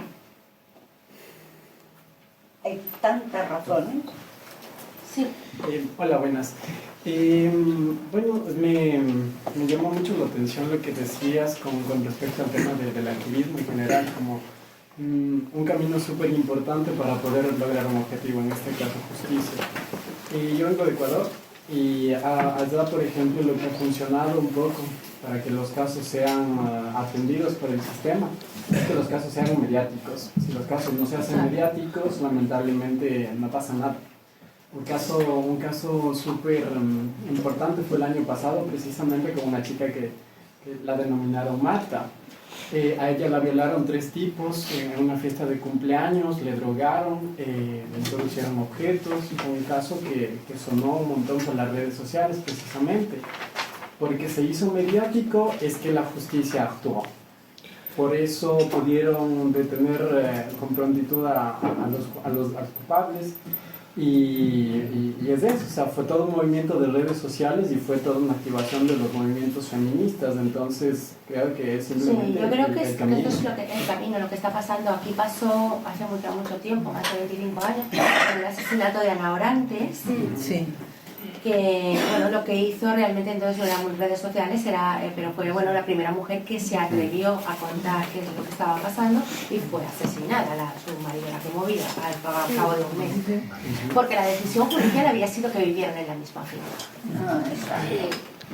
Entonces, claro, a partir de ahí es cuando se visibilizó la violencia de género y bueno, ahora, por ejemplo, el tema de las agresiones sexuales, a mí me preguntan mucho, ¿qué pasa con porque ahora hay tantas manadas? Y mira, ahora hay las mismas que había antes. Lo que pasa es que antes, y yo he sido portavoz mucho tiempo, entonces yo controlaba las calificaciones a las que iba la prensa. Y las miraban y no las miraban. Ahora ven una violación grupal y van como locos a ver el juicio. Pero antes no le hacían caso. A partir del tema de la manada, que fue muy mediático, cualquier violación grupal, la prensa va, las cosas salen, pero hasta entonces no es que no existieran, es que no se hacía ni caso. Y además, como no se hacía ni caso, las mujeres no se sentían apoyadas y no denunciaban. Entonces yo creo que es muy importante, yo siempre digo, hay que confiar en la justicia, pero en la justicia ni es lo único, ni es el único camino, ni a veces es el primero. Porque la justicia tiene unos tiempos, y esos tiempos son lentos.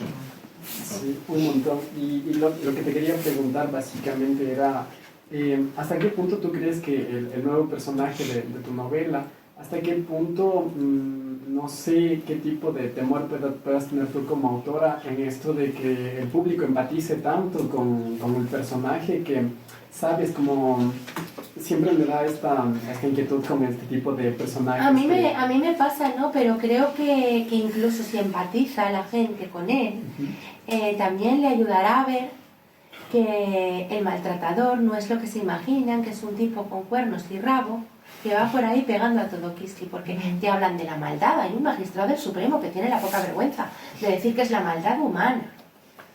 Sí, ya. O el alcohol. Vamos a ver, hay mucha gente que bebe. Y no va por ahí. Y no va por ahí pegando. Pero es que si pega a alguien, pega a su mujer, no pega al vecino del quinto. O a sí mismo. O no se pega, como dice mi madre, siempre dice, tonto, tonto, pero la carretilla para abajo. ¿No? Pero entonces yo creo que también puede servir, pues igual que un poco lo que contaba de Descontando hasta 5, que mi propósito, que a mucha gente le ha servido para reflexionar, que puedes tener a una mujer maltratada a tu lado, hablar todos los días con ella y no darte cuenta, pues puede servir para saber que esa persona que tú crees que es estupenda, como dicen siempre el típico vecino que sale en la tele, pero si era un señor estupendo, todos los días me saludaba para comprar el pan, cuando compraba el pan.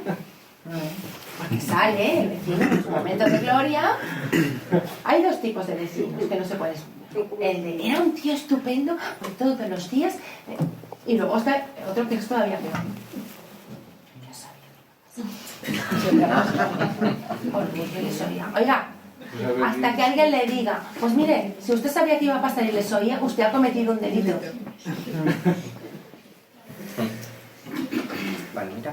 Vale, no, yo simplemente que me he quedado sin palabras de lo que has comentado, yo no sabía, claro, que las guardias de instrucción que se paguen el doble que las de violencia de género. No, esto la gente no lo sabe, me parece insólito que se mantenga esto. Luego también sobre los puntos de encuentro, que es verdad que lo ha introducido también Pilar y obviamente tiene que ser caso por caso, pero también quería saber un poco tu opinión para los niños o pues mira, los puntos de encuentro son una idea magnífica desarrollada de una forma lamentable. Pues eso, quería saber también tu opinión.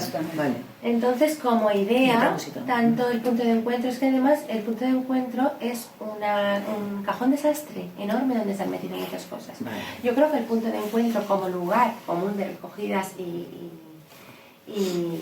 entregas es una cosa, y el punto de encuentro como lugar donde se está controlando cómo se hacen las visitas es otra. Nos encontramos con cosas tan peregrinas como que un juez lo puede decidir cómo son las visitas, porque si son al punto de encuentro tienen que acabar poniendo un auto donde diga que sea el punto de encuentro quien determine. Entonces al final se les está dotando de un poder que a mí me da miedo.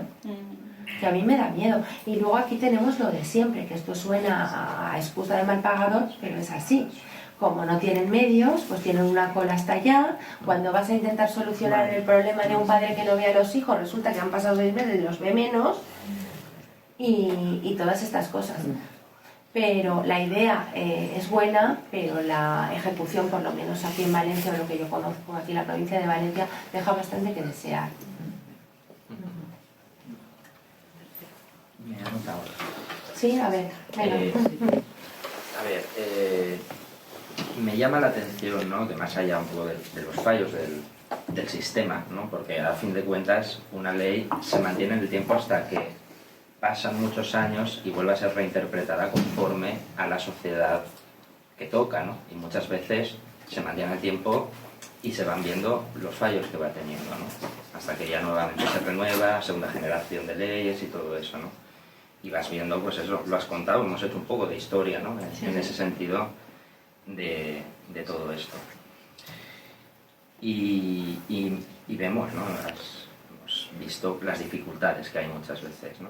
Y por volver un poco a la literatura, me llama la atención, ¿no? Como Marta es esa carta robada de Edgar Allan Poe, que está ahí delante, pero no se ve, ¿no? Y me ha notado un par de cosas, ¿no? En torno a la literatura, de cómo es una forma de generar espacios o lugares donde uno se puede reconocer, donde uno se puede identificar, y más allá de esa dificultad de la denuncia, de dar ese paso, de que te cambie la vida, como en la ficción uno puede encontrarse y puede ser un bálsamo, ¿no? En ese sentido, claro, para... yo creo que es muy no estar útil sola. el que no estás además vendiendo los estereotipos que la gente piensa muchas veces que, bueno, igual que he dicho que el maltratador tiene 2 cuernos y va por ahí pegando a todo el mundo, que la mujer maltratada pues es una persona débil, humillada, tal. Entonces no se quieren reconocer en ese estereotipo.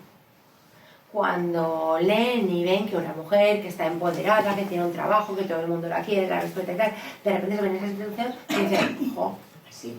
Por eso lo de mi compañero, que su sobrina se reconoció, porque lo que no quería, le explicó, era reconocerse en esas mujeres apaleadas, hundidas que veían la tele. Es muy transversal. Sí, a mí cada vez que me preguntan, perfil de maltratada, no hay perfil de maltratada. Lo único que se necesita para ser víctima de esta violencia de género, la única circunstancia es ser mujer. Exacto. Sí. No hay otra. Sí. Puede ser desde una mujer intelectual, un artista, Sí, además, trabajar en Mercadona. No, además hay un maltrato oculto de personas con un nivel socioeconómico medio alto. Altísimo. Altísimo, porque ahí hay un componente extra que es el de la vergüenza y el de no ser querida. Por un lado, que una mujer te diga, no, pero si es que yo soy una policía que trabajo en violencia de género, ¿cómo voy a, qué vergüenza, qué van a pensar de mí? Y por otro lado, también está pues esto de que como todavía manejamos el estereotipo, es que a mí no me van a creer. A mí no me van a creer porque no soy una mujer que lloro, porque no soy una mujer que... Esto que estás diciendo se ve muy bien en la serie, no sé si la has visto, de Big Little Lies, que Nicole Kidman justamente hace de mujer maltratada, que es una mujer, es abogada, de hecho, es muy buena abogada y todo eso. Te quería preguntar un poco sobre la juventud, ¿cómo lo ves en el tema del maltrato? ¿Sí? Pues mira, a mí me da miedo, yo creía, en mi inocencia, creía que las generaciones nuevas iban a, porque claro, mi generación, la generación incluso después de la mía, aunque yo cuando se terminó la dictadura pues tenía 7 años, pero ya somos generaciones que hemos estado criados por personas que mi madre pues claro se educó en determinados parámetros y demás, pero ya pensaba que las generaciones nuevas ya estaban desprendidas de ese lastre y me he encontrado con que hay actitudes machistas enormes, que el machismo en la juventud de una generación a otra. Yo tengo 2 hijas que se llevan 4 años. Yo siempre he ido a su instituto a hablar de violencia de género. La diferencia entre la regresión entre la clase de mi hija mayor a la de mi hija pequeña de 4 años me espantó. Hay una regresión importante. La regresión, a mí me preguntan ¿por qué? Pues bueno, voy a hacer una apuesta y esto es porque lo pienso yo. Pero yo creo que todos estos años de recortes en educación es algo que no se nota, porque claro, tú bajas el sueldo salario mínimo interprofesional y el que no lo cobra no nota. Pero tú recortas en educación, no pones, no enseñas igualdad, quitas una asignatura como educación contra la ciudadanía. Todas esas cosas son cosas que no se perciben, pero luego las generaciones ese déficit de formación en igualdad lo tienen. y me da miedo, y de hecho el ascenso de Vox entre la gente joven es un... no podemos cerrar los ojos ante este fenómeno, porque Vox no son, a mí me gustaría pensar que son 4 abuelos que están nostálgicos del franquismo, pero hay muchísima gente joven. Yo el otro día fui al instituto de Borriol, que no te estoy hablando de un colegio de no sé qué, donde un niño rumano me decía, es que yo soy de Vox. Y yo le iba a decir, tú lo que eres idiota, pero... Eso lo tenía como pregunta. ¿El auge de Vox ha aumentado el relato social de la extrema derecha, en general, sociológicamente hablando? Sí, el auge de Vox ha cambiado, primero que ha sacado a la luz a gente que pensaba cosas y que no las decía, porque además pensaba que no estaba bien. O sea, pensaba que yo, aunque piense esto, tenía esa especie de freno. De repente ve que un tipo que sale ahí a caballo, que no sé qué tal, que la gente le vota, que le dan un espacio en las televisiones públicas, que todas esas cosas, y que hay mucha gente que apoya y que eso. dice las cosas con desfachatez. Y que dice las cosas efectivamente con desfachatez, y que además que venden mensajes muy simples. Y simples en el sentido de simple, no de sencillo, sino de simple. No es lo mismo. Y no es lo mismo. Es que yo soy español, y si no me haces caso no eres español. Los mensajes de banderas, de símbolos, mensajes muy simplones, que son los que calan rápido. Y luego aquí ha pasado, parece mentira que nos haya vuelto a pasar, espero que no lleguemos hasta ahí, pero todos sabemos que el nazismo afloró porque no lo tomaron en serio. Y esto aquí ha pasado un poco lo mismo. Nos lo hemos tomado como si fueran una pandilla de nostálgicos de tal, y de repente cuando nos hemos dado cuenta la criatura se había hecho enorme y además había captado a nuestros hijos. Jóvenes. Bueno, mis hijas no, porque se van de casa como yo. Ya se puede ir pensando en otra cosa, pero... Está pasando eso. No es de 3 años.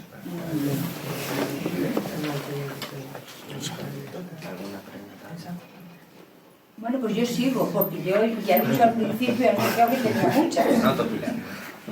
No, ahora se habla de educación, pero creo haber percibido que has dicho en algún momento la educación es importante, pero no es suficiente. Claro, es que esto el mensaje, vamos a ver, había un partido político que lo decía, es que las soluciones de la educación que hay mientras los educo, ¿qué hacemos? ¿Dejamos que maten a todas las mujeres hasta que haya una generación educada? Entonces querías tirarle la lengua en ese sentido que tiene. Para conseguir que se erradique la violencia de género como fenómeno, aunque a mí la palabra fenómeno no me gusta, la clave estará en la educación en igualdad, pero la que tenemos aquí no podemos solucionarla así. Tenemos que prevenir, que utilizar los medios represivos cuando hace falta, y tampoco hay que rasgarse las vestiduras. No somos tan modernos, no, vamos a ver, el derecho penal está para eso, para castigar al que se lo merece. Pero siempre hay que acudir a él como último extremo. Si se puede, lo ideal sería que no llegara nada al juzgado, porque se hubiera solucionado antes. Totalmente de acuerdo. ¿Y como te llaman feminazi, cómo te sientes? Pues me da risa. Me da risa. Al principio me indignaba un poco, ¿no? Pero bueno, pues ha llegado un momento en que me da absolutamente igual.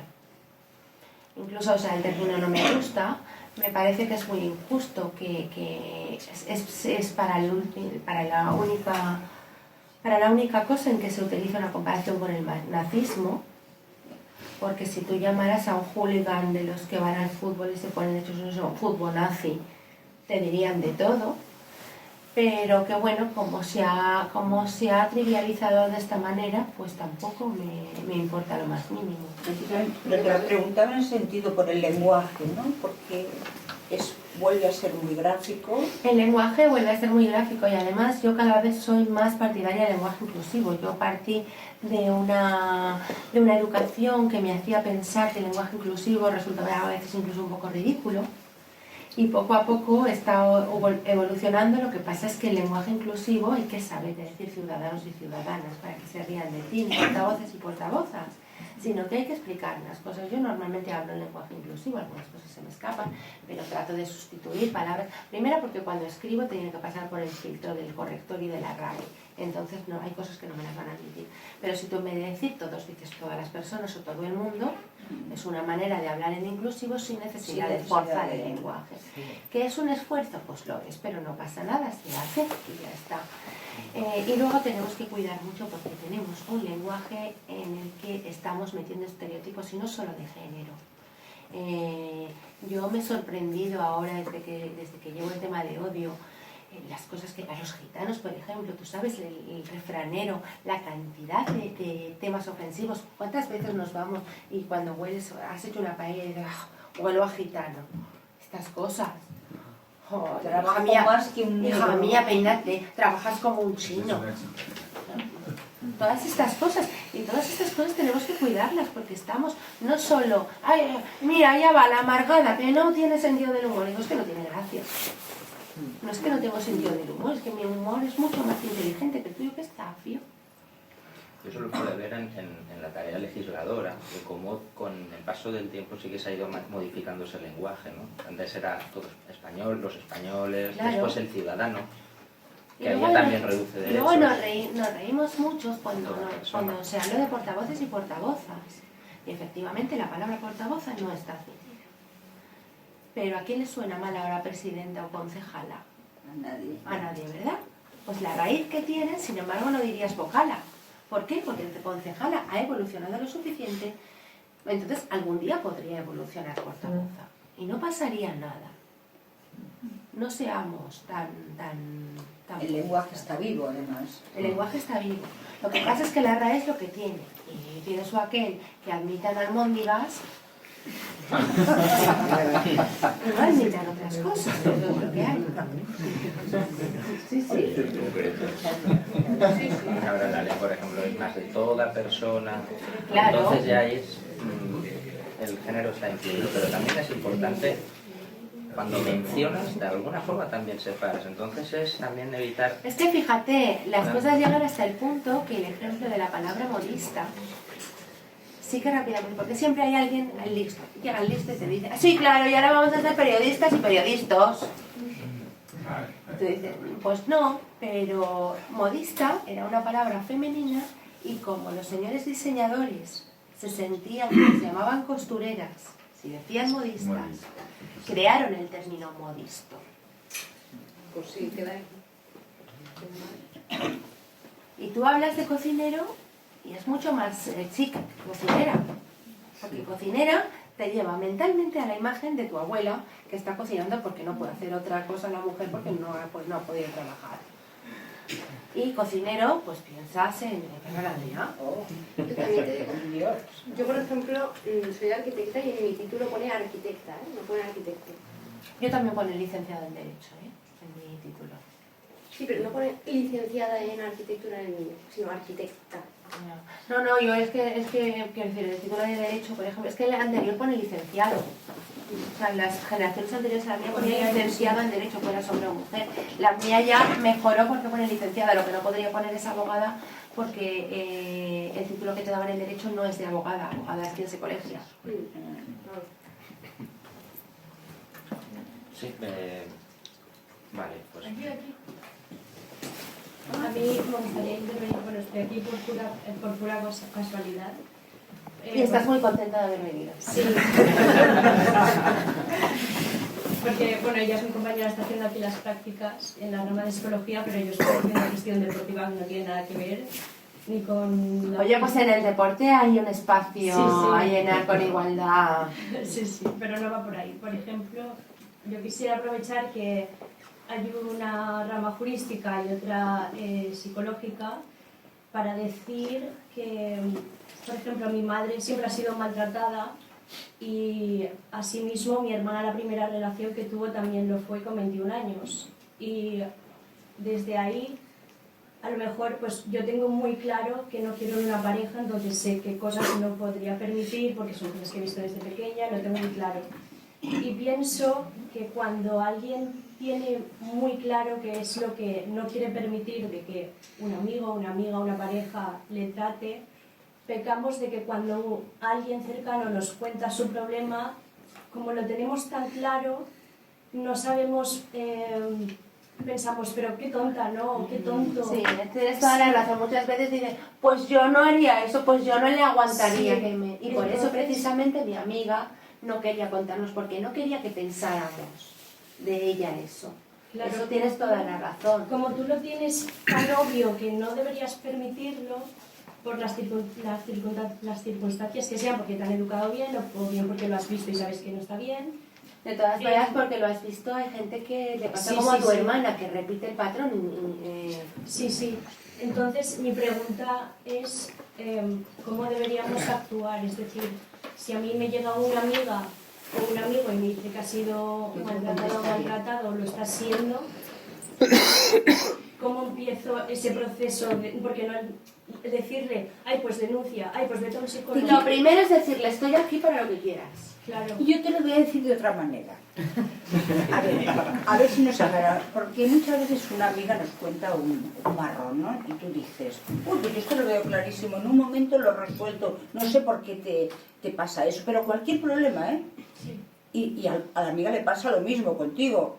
Solidariamente te dice, ay, estupendo, mi amiga, cómo la aprecio y tal, pero en realidad para ella lo que te pasa a ti es una chorrada. Bien, la diferencia está en si fuéramos capaces de hacer un ejercicio, de diferenciar lo que es oír de lo que es escuchar. Cuando uno oye lo que dice el otro y dice lo que se le canta.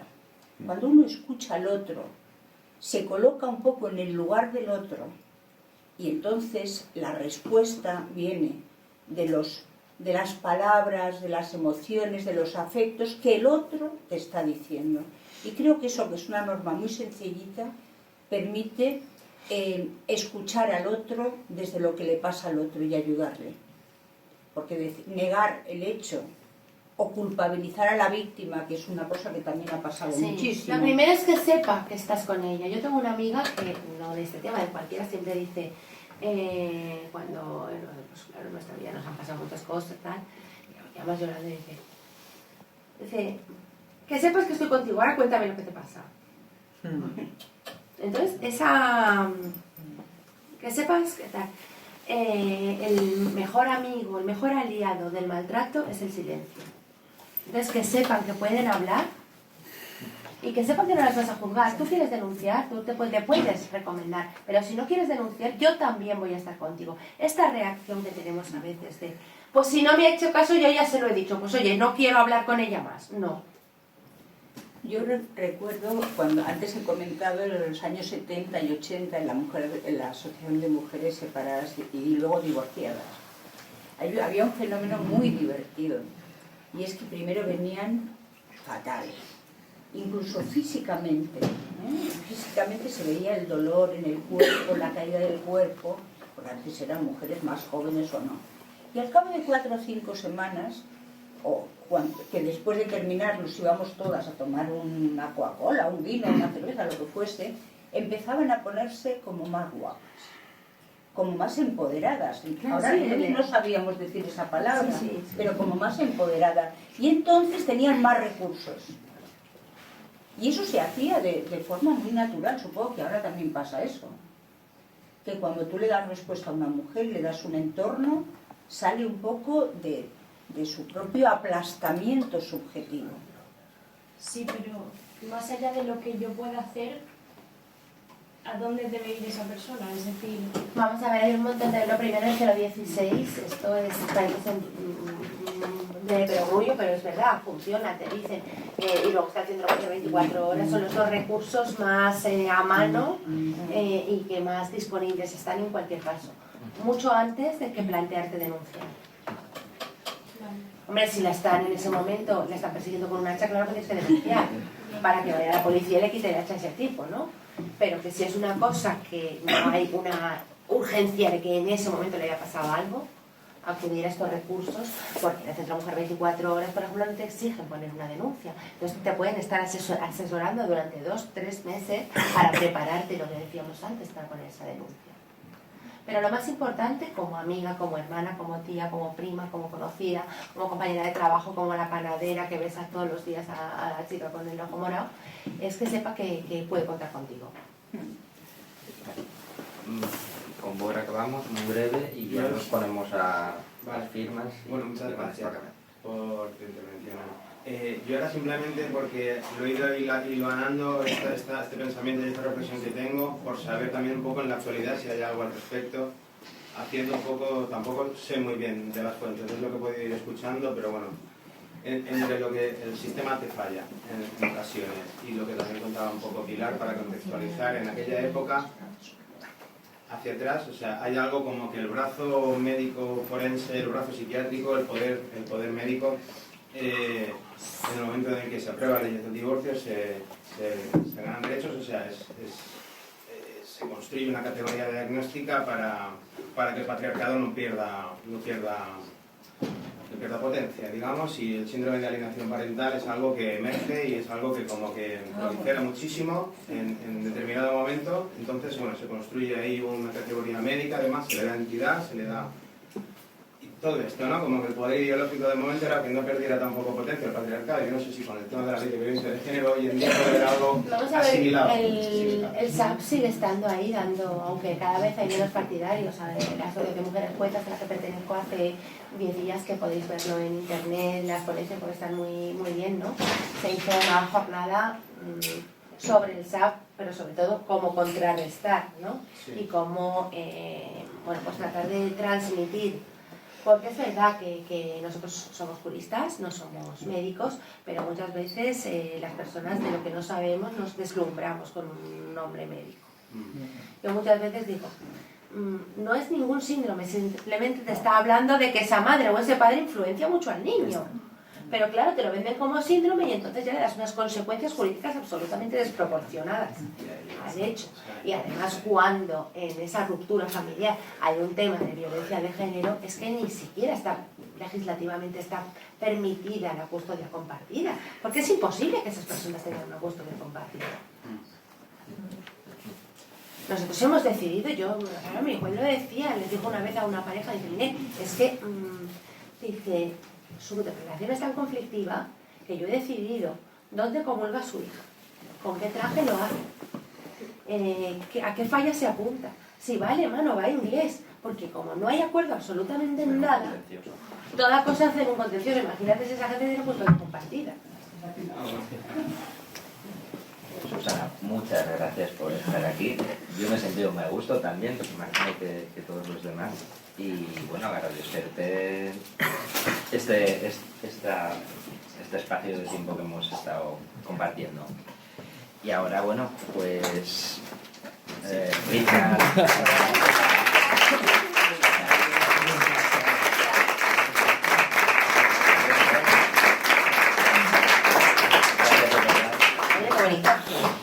Y ahora, bueno, pues el tema libros, firmas... Pues nada, ahí tenéis el que quiera, ya sé que esto, que el tema artístico queda feo, pero hay que decirlo. Un vinito, Jordi, y un vinito. Ya, bueno, ay, ahora sí también. Ay, muchas gracias. Muchas gracias.